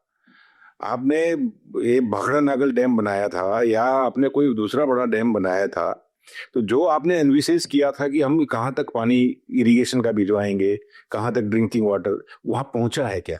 उसकी तो कोई ऑडिट हो नहीं रही। Nobody questions that. तो ये चीजें हैं जो थोड़े ध्यान देने लायक हैं, और ये मेरे ख्याल से पब्लिक प्रेशर होता है तो फिर वो उस तरफ भी सोचने लगते हैं लोग। जी, अभी कई सारे हाथ उठे थे, मैं सबको गिन रहा हूँ, तो आई विल कम सिक्वेंशियली। तो बहुत देर से जितेंद्र जी वहाँ पे हाथ उठाए बैठे थे, तो please. Yeah, I'm just asking to understand it. By interlinking the river, we are trying to supply the water to where the water is. There is a scarcity of water, but the river gets surplus water during the monsoon at the same time. So, and after the monsoon, there is a less water, or there is a scarcity of water, or below the normal water level in the river. That is what exactly we trying to do? The taking water during the surplus time to the river to the other part of the thing, or during the drought time, whether it is a possible by interlinking it. 2-3 fundamental things that we need to understand and know. There is no surplus water in any river. Surplus, in an Indian subcontinent, you have rainfall for about 3 months, 30-40 downpours. So during the monsoon season, a river gets water, river expands, it carries silt, it deposits silt, it rejuvenates the soil, it carries silt down, further down, and finally the river meets the sea. What is going to sea? Is it a waste of water? Is one thing that you must ask. In southern part of the country, they say that every drop of water going to the sea is an act of crime. People not realizing that water reaching the sea, and then sea water, the sea waves actually allowing, making that fresh water to go across the subcontinent, helps our monsoon system. It has been scientifically proven by Indian Meteorological Institute that fresh water going to the sea actually maintains a temperature that attracts monsoonal wind. If fresh water does not reach sea, then the colder water will come up, and there will not be adequate temperature difference, high temperature zone, so it will not attract monsoonal wind. So monsoon system itself will get killed. So today, whatever water is what it precipitates. We cannot create water. So rainfall and the snowfall are the only two sources of water. Rainfall contributes 90%, plus rest is by snowfall. So if your monsoon itself gets disturbed, then where is water? Where are we heading to? Fundamental things, unfortunately, we are not understanding. Second thing that we need to understand is water is part and product of an ecosystem. It is part as well as product. If you destroy Panna core area, which is a natural vegetated area, it allows water to go into the subsoil system, and that feeds the groundwater, and that keeps the river alive during the non-monsoon period. So saying that a river is surplus during the monsoon period is a misnomer, is actually a wrong information fed time and again. So we start believing that it's a surplus water. It's not. The river in place like Bihar, वो flood कोई word ही नहीं है. Baढ़ actually is welcome. You go to Kosi region, or these are welcome. The sixth stage of flooding or Baढ़, then they call it as Jaljala, which means it inundates. Then people migrate, which comes once in 100 years. Till it reaches your door, till it reaches your the sill level, people welcome it because it rejuvenates your soil. It brings fishes. It changes your gives you biodiversity. It gives you medicinal plants. Why are we not factoring in ecosystem services? Value of that would require to be factored in any such decisions of constructing them. Unfortunately, we never do it. In fact, ecosystem services, if we take it for even for 25 years, it will outweigh the benefits of a reservoir by more than 100 times. We have killed the Indo-Gangetic basin, which was the most fertile basin in the world. It hardly floods today. So we have to think that, and we need to think differently. What nature says. Yeah, thank you. So I had two questions. One for Jasbir. So when you transport water over long distances, the vegetative composition of an area will also change. So does this project have any potential for changing the vegetative composition of where the water is being shifted to?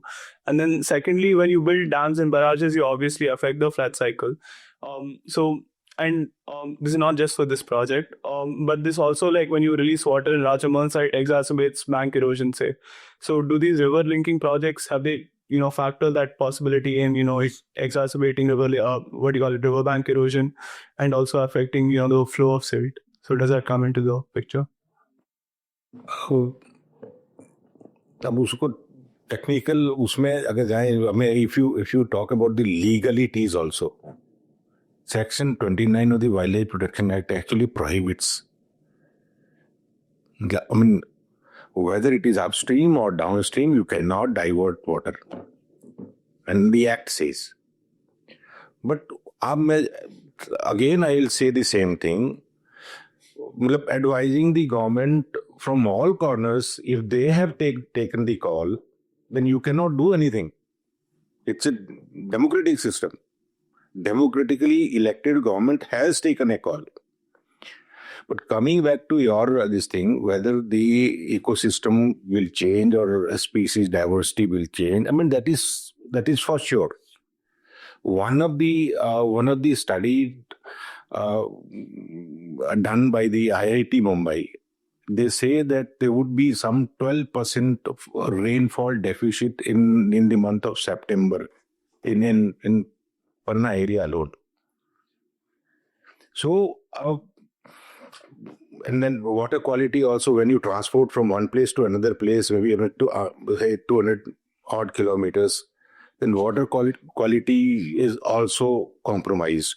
So there are changes, and then you are actually changing the ecosystem itself from a clean river flowing water to a reservoir, and that reservoir water diverted to some other place. So the changes will happen, and yes, not for the good. Yeah, but it actually one of the major. You can correct me, sir, if I'm wrong. But one of the major justification for river linking is to control drought and flood. So that is also in certain areas, as he said, rightly said, that in certain areas people welcome actually flood, but in certain areas it's terrible. So you need to regulate if at all that is there. But yes, one of the major justification for the river linking is. Just to add what Sir said, in 2013 floods. So there is judgment of entity, this expert committee which said that dams actually increase the impact of the floods, and there is a village which got compensation from a dam company. So the company says it's because of climate change, but there was reports which said that, scientific report, that the dam actually caused more impact. The rainfall, it could have just gone there, the dam has just exploded. Sir, you wanted to ask some question, then I will come to you. So I am Surinder Pandey. I am from Kanpur.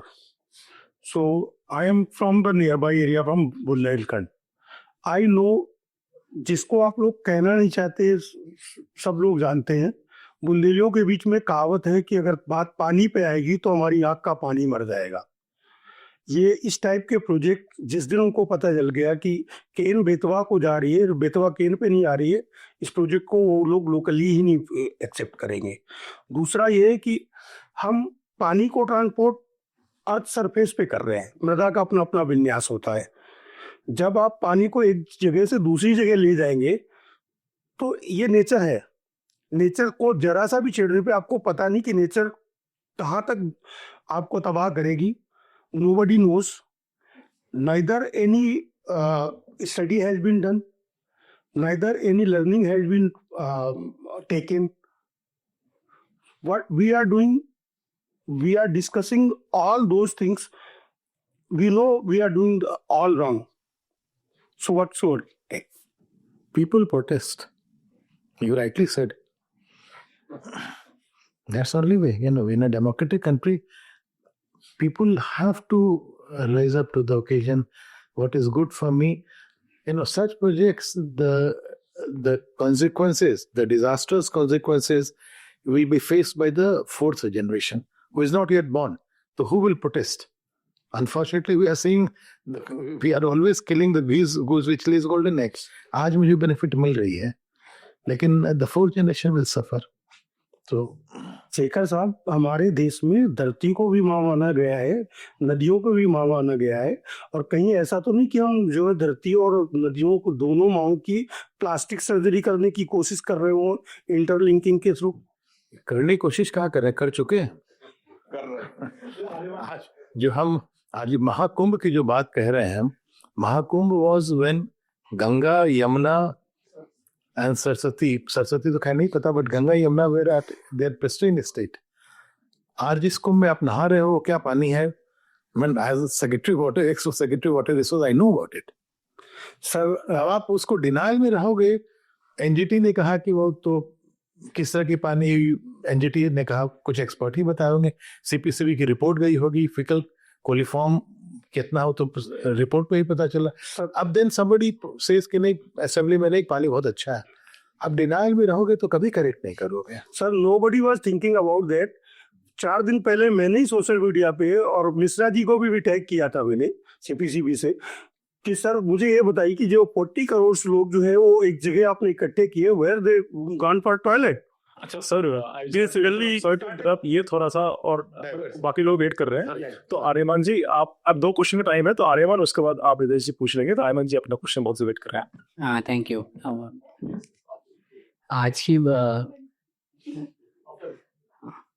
आज की बात से ये तो साफ है कि सरकारी तंत्र, राजनीति और सीनियर इंजीनियर्स की एक आदत बन गई है, पैटर्न बन गया है, जहाँ पे वो इस तरह के प्रोजेक्ट्स को पुश करते हैं और उसके लिए कोई भी जस्टिफिकेशन दे दिया जाता है. और दूसरी छोर पे आप कह रहे थे कि जो लोग अफेक्टेड एरियाज में हैं उन तक सही इन्फॉर्मेशन नहीं पहुंचती है. वो जो काम होना चाहिए कि इंग्लिश पॉलिसी को हिंदी के परचम में लोगों तक ले जाया जाए और लोगों का वो ओपिनियन लिया जाए इन प्रोजेक्ट्स पे, जिससे कि वो एक पब्लिक ओपिनियन तो कम से कम तैयार हो कि ये प्रोजेक्ट हमें चाहिए या नहीं. तो कहीं ना कहीं जो काम करना पड़ेगा वो एक पब्लिक लेवल पे करना पड़ेगा, ऐसा भी आपकी बातों से लग रहा है. तो हिमांशु जी, आपने इतने साल से मूवमेंट्स के साथ, अफेक्टेड कम्युनिटीज़ के साथ एंड इवेंचुअली स्टैंड अप का जो काम इतने सालों से किया है, व्हाट इज़ योर ओपिनियन या फिर फीलिंग कि आज के समय में व्हाट मोर या what differently needs to be done by concerned citizens, public interest and civil society क्योंकि there are of course some efforts जैसे सिद्धार्थ भाई और दोस्त वेदितम और इस तरह के ऑर्गेनाइजेशन भी शुरू कर रहे हैं, बट लार्जर लेवल पे क्या पाथवे हो सकता है कंसर्न सिटीजन्स के लिए? किस तरह की कैपेसिटी बिल्डिंग करनी पड़ेगी? आपको क्या लगता है? ये मुश्किल सवाल है एक्चुअली। कुछ जितना हो सके उतना कुछ लोग कर रहे हैं, लेकिन बहुत ज़्यादा करने की आवश्यकता है। हो सकता है कि कुछ डायरेक्शन भी बदलने की ज़रूरत हो, लेकिन there will need to be sort of confluence of various kinds of efforts will be required. कुछ लोग को जो एनालिसिस करनी पड़ेगी, डॉक्यूमेंटेशन करना पड़ेगा और इंफॉर्मेशन लोगों तक पहुंचानी पड़ेगी जो सीधे तरीके से नहीं अवेलेबल है। कुछ लोगों को वो इन्फॉर्मेशन फिर ग्रास रूट पे लोगों की भाषा में ले जाना पड़ेगा। पर सबसे इम्पोर्टेंट बात है कि हमारी जो पॉलिसीज़ है, हमारी जो इंस्टीट्यूशंस है, हमारा जो लीगल और इंस्टीट्यूशनल इंफ्रास्ट्रक्चर है, वो बदलेगा नहीं तब तक जब बदलाव नहीं आएगा। ये सब नॉन गवर्नमेंट लेवल पे कोशिश करने से, देखो नर्मदा बचाओ आंदोलन ने कोशिश किया और काफ़ी कुछ बदला उसकी वजह से, लेकिन लोग तो कहते हैं प्रोजेक्ट तो आगे बढ़ गया है। उसके आगे लोअर सुबनसिरी डैम में 8 साल तक लोगों ने प्रोजेक्ट रोक के रखा, लेकिन अल्टीमेटली उनकी भी ताकत धीरे धीरे शायद पेशेंस खत्म हो गई और द पॉलिटिकल मैनिपुलेशंस हावी हो गया। Political and legal manipulations actually I will say, because NGT order से बहुत कुछ बदला था। एनजीटी को उधर ऑर्डर देने की कोई ज़रूरत भी नहीं थी। सो खैर वो एक अलग सवाल है। लोअर सुबनसिरी प्रोजेक्ट शायद अभी तक बंद रहता यदि एनजीटी ऑर्डर नहीं देती उस समय तो लेकिन ऐसे बहुत से अभी तीस्ता 3 में देखिए क्या हो रहा है। पूरा डैम वॉश आउट हो गया, कोई अकाउंटेबिलिटी नहीं है, किसी को पूछा नहीं गया है कि ये डैम का flood carrying capacity, steel spillway capacity क्यों नहीं एडिक्वेट थी। क्या हुआ उस रात, अक्टूबर 3, 2023 की रात को क्या हुआ था? क्यों जब बीएसएफ से इंफॉर्मेशन आ गई थी, लेकिन यहाँ डैम वाले तो सो रहे थे, कोई अकाउंटेबिलिटी नहीं है। हमारी जब तक हमारी गवर्नेंस सिस्टम नहीं बदलेगी जिसमें ट्रांसपेरेंसी, अकाउंटेबिलिटी और ये सब आएगी, तब तक हमारे एफर्ट्स तो जारी रखने पड़ेंगे, लेकिन साथ में उस दिशा में नहीं होगा तो चेंजेस बदलाव लाना मुश्किल है। इसमें क्या होता है, ये तभी पॉसिबल होता है जब इन्फॉर्म डिसीजंस होते हैं। आप कुछ कर रहे हो, सरकार कुछ कर रही है, आपने पूरा वो कर दिया पब्लिश, तो आपको you get a chance to say. अब अगर पहले कोई सैंक्शन हो के आपके हाथ में आते हैं तो आप फिर आप whatever you want to do you do it, भाई हमने तो कर दिया, तो वो कुछ please that is what I am saying कि पब्लिक मतलब वो जो आप बताइए ना, दोनों चीजों में कौन सी चीज अच्छी है? या पहले इन्फॉर्म डिसीजन हो, आपने पब्लिक के परसेप्शन को भी ले लिया, उनके क्या वो करते हैं, then you make certain changes. अब दूसरा एक सिनेरियो ये है कि आपने एक डिसीजन ले लिया and then it's open for. Sir एक छोटा सा हिमांशु सवाल ये है कि जब ये डैम्स की बात होती है और जो आपने भी कहा कि यूरोप एंड अमेरिका का हम एग्जांपल देते हैं कि वो they are dismantling dams and all that, but the one thing which goes in favor of building the argument to build more dams is our neighbor China, which is building the rivers like anything. So now they are making another dam after this Three Gorges Dam, another dam which will be even bigger. So how do we take it? Because these are the things which also build a kind of momentum in the favor of dams, irrespective of the responsibility factor. You said all these things. How do you look at it? See, China is a bogey which our government happy to use it whenever they want to, convenient है। जहाँ तक कि dam का सवाल है, the Great Bend Dam project they want to build, what they announced now looks like a trial balloon. Even the India's highest intellectual in the intelligence circles about this project, he has written in Times of India saying that this is a strategic statement and not a real statement. The Chinese statement that we are going to build this project. So, and look at what point it comes. it comes at a point when Arunachal Pradesh, the debate and agitation against the proposed Upper Siang project was at the highest pitch. The people were on the street, thousands, protesting against it because NHPC was not even able to do pre-feasibility report. And they wanted to send army to do, so that NHPC can do pre-feasibility report. And that whole debate was going on, and at that point this comes and that punctures the whole debate.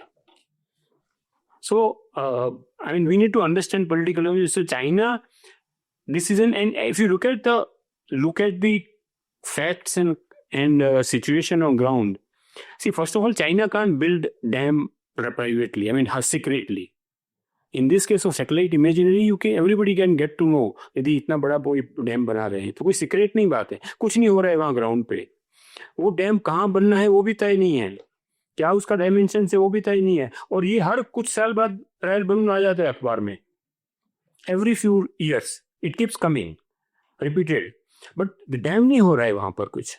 सो हो सकता है China build करे ना करे, but then we have to understand, are we if you were to respond to China in kind and try and build that dam on Siang, is it going to help us or is it going to harm us? Because, see, first of all, remember, China as an upstream country has not entered into agreement with any downstream country. Secondly, it has built dams in the upstream area, like in Mekong and some other basin, Irrawaddy. But it has never used what dam as a weapon. That's what our fear is. Thirdly, China doesn't agree with even International Court of Justice's order. It doesn't ignore, it just ignores it. Like in South China Sea judgment, International Court gave a judgment against China, but China just ignores it. Doesn't do it. So what is it are you going to do if you, for example, you are saying we will build the dam to establish first user right? That's the suggestion being given. Suppose you build a dam and then China builds and it makes your dam defunct. It doesn't give the benefits it was supposed to. आप कर क्या सकते हैं? Bangkok post ने आज से 10 साल पहले अपने एडिटोरियल में लिखा था, क्योंकि थाईलैंड डाउनस्ट्रीम कंट्री है मेकोंग के हिसाब से चाइना के. So when China builds a dam and our benefits go down our dam, what is it we can do? तो बैंकॉक पोस्ट ने एडिटोरियल में लिखा था, we can only blow hot air. कुछ नहीं कर सकते. So this is the reality anyway. So we should not really go into this, influenced by that decision. We should take decision our own merit and our own democratic decision making process, informed decision, as he said, Chauhan said, yeah. What is good for us, we should take that call. Now this particular talk about constructing a big dam in China, we need to realize that that particular river, when it reaches India on the Great Bend, it contributes only 15% of Brahmaputra's hydrology. Only during this February to April period, it provides that kind of benefit. Otherwise, after the Great Bend, the rainfall is 2,500 millimeters. So, Brahmaputra water is because of this 2,500 millimeter rainfall, not because of the river which is coming from Tibet. So, why are we worried? No, using this statement by China, our engineers have started talking about Upper Siang. Upper Siang,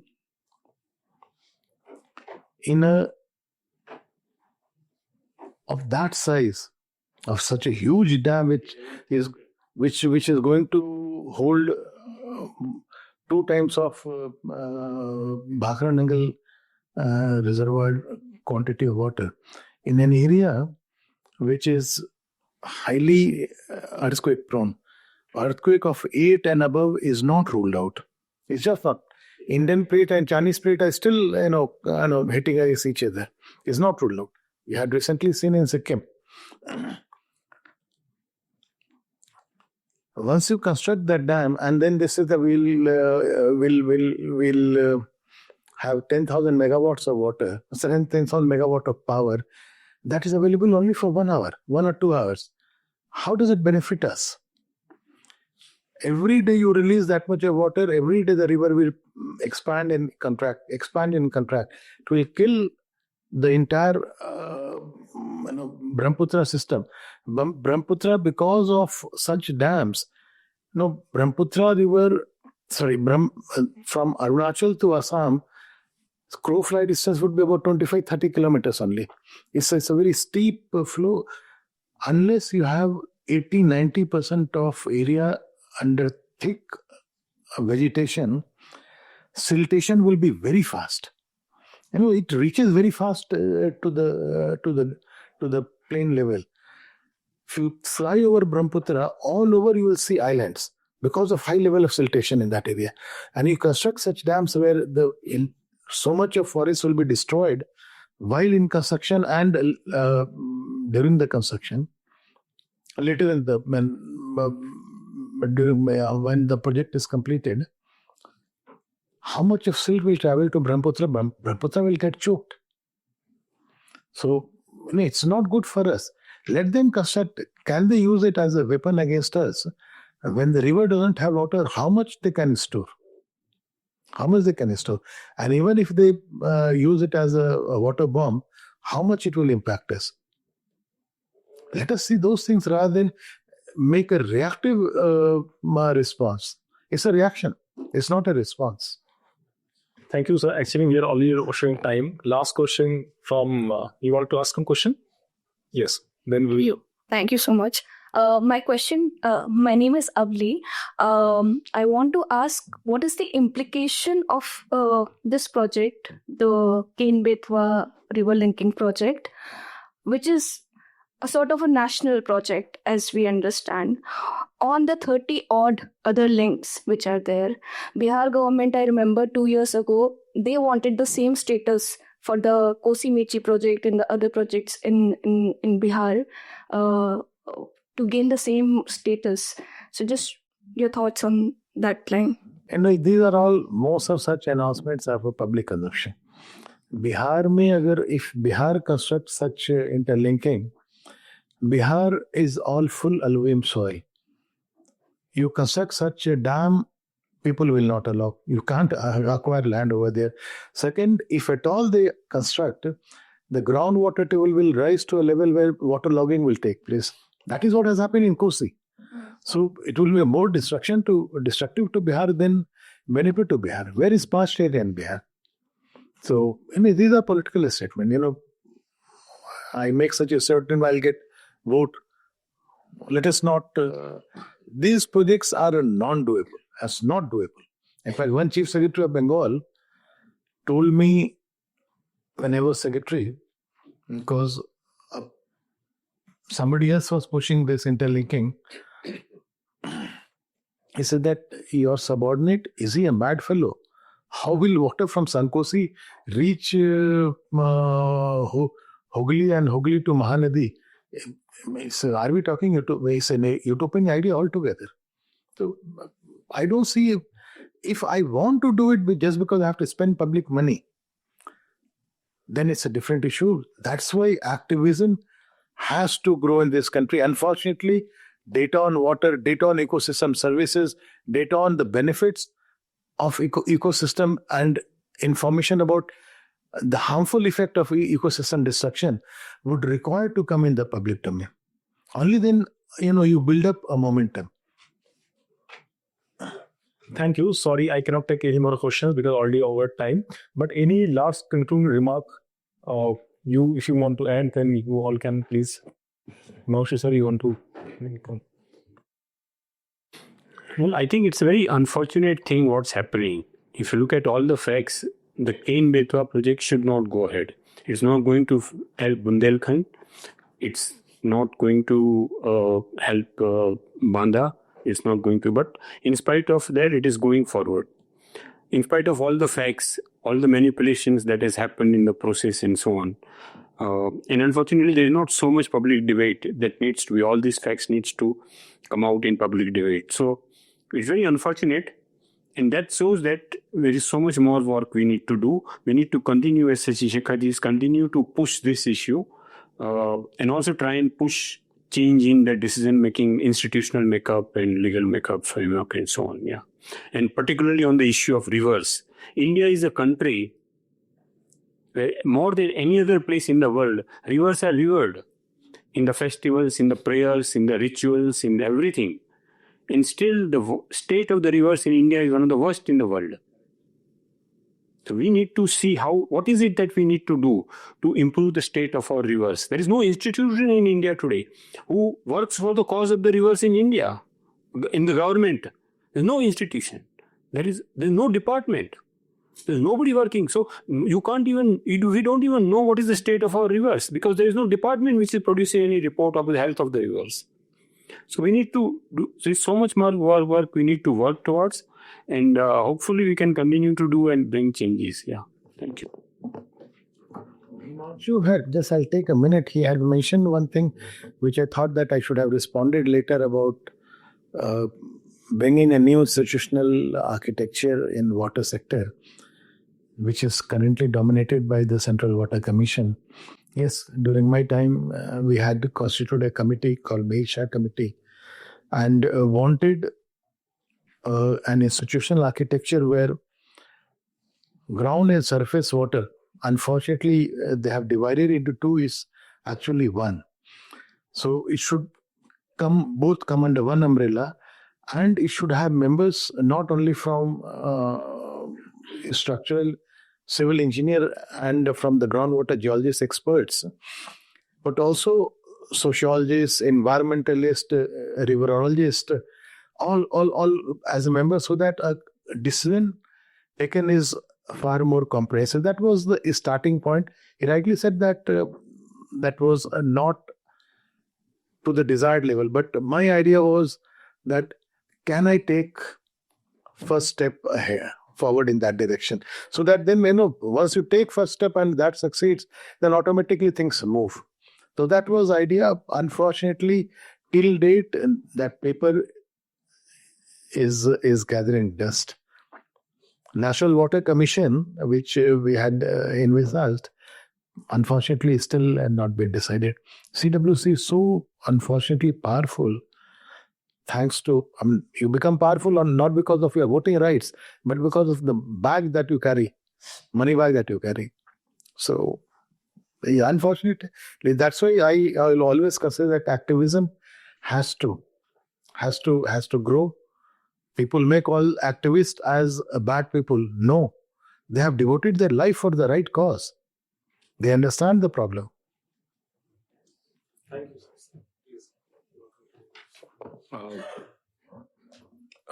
I personally feel that dams is not a taboo. बनाने चाहिए proper scrutiny के बाद and मतलब थोड़ा सा trade off करके.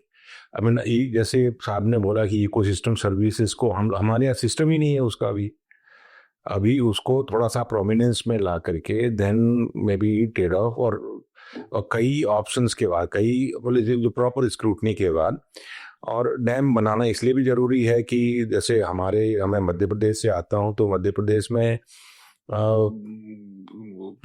आज से लगभग 20 साल पहले 7 लाख हेक्टेयर सिंचाई होती थी, और उसके बाद ये एक अच्छा कल्चर वहाँ पे कुछ ऐसा वो बना, वो अभी 40-42 लाख 44 लाख हेक्टेयर, और सारे जो पहले पंजाब हरियाणा में एग्रीकल्चर के वो जो कीर्तिमान वो करते थे, तो वो अब मध्य प्रदेश में भी आ रहा है.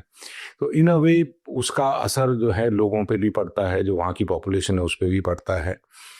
एंड एक वेल बीइंग, मतलब dam is not a taboo, बिल्कुल प्रॉपर स्क्रूटनी के बाद इन्फॉर्म टाइप का जो जैसे हम कहने की उस तरह के डिसीजंस हो एंड टेक्निकली साउंड हो, नॉट जैसा अभी हिमांशु साहब ने कहा, बहुत ही बिल्कुल करेक्ट मैं इसको समझता हूँ. Dam is a engineering subject आज की डेट में अनफॉर्चुनेटली, जबकि उसमें थोड़ा प्रॉपर उसकी जो इम्पैक्ट असेसमेंट है उसका, मतलब किस तरह के चेंजेस आगे आप उसमें फोर्सी करते हैं, है ना, चाहे सोशल फ्रंट पे भी उसको आपको स्क्रूटनाइज करना चाहिए, तभी वो सही मायने में वो फायदेमंद होंगे.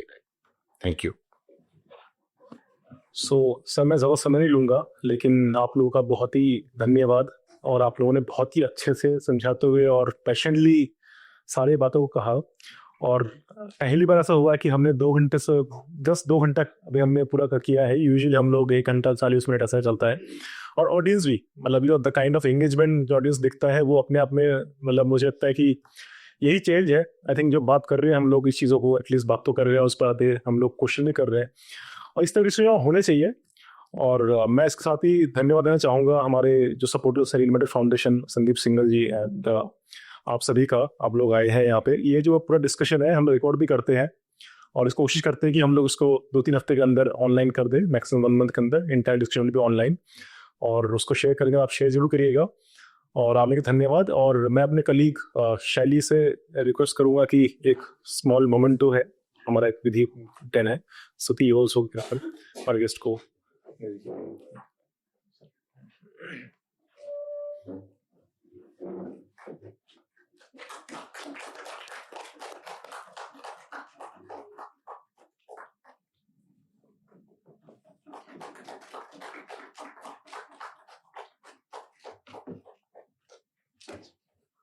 सो इसके साथ ही आप लोग धन्यवाद खाने के लिए हम लोग समाप्त करते हैं, और बहुत बहुत धन्यवाद आप लोग।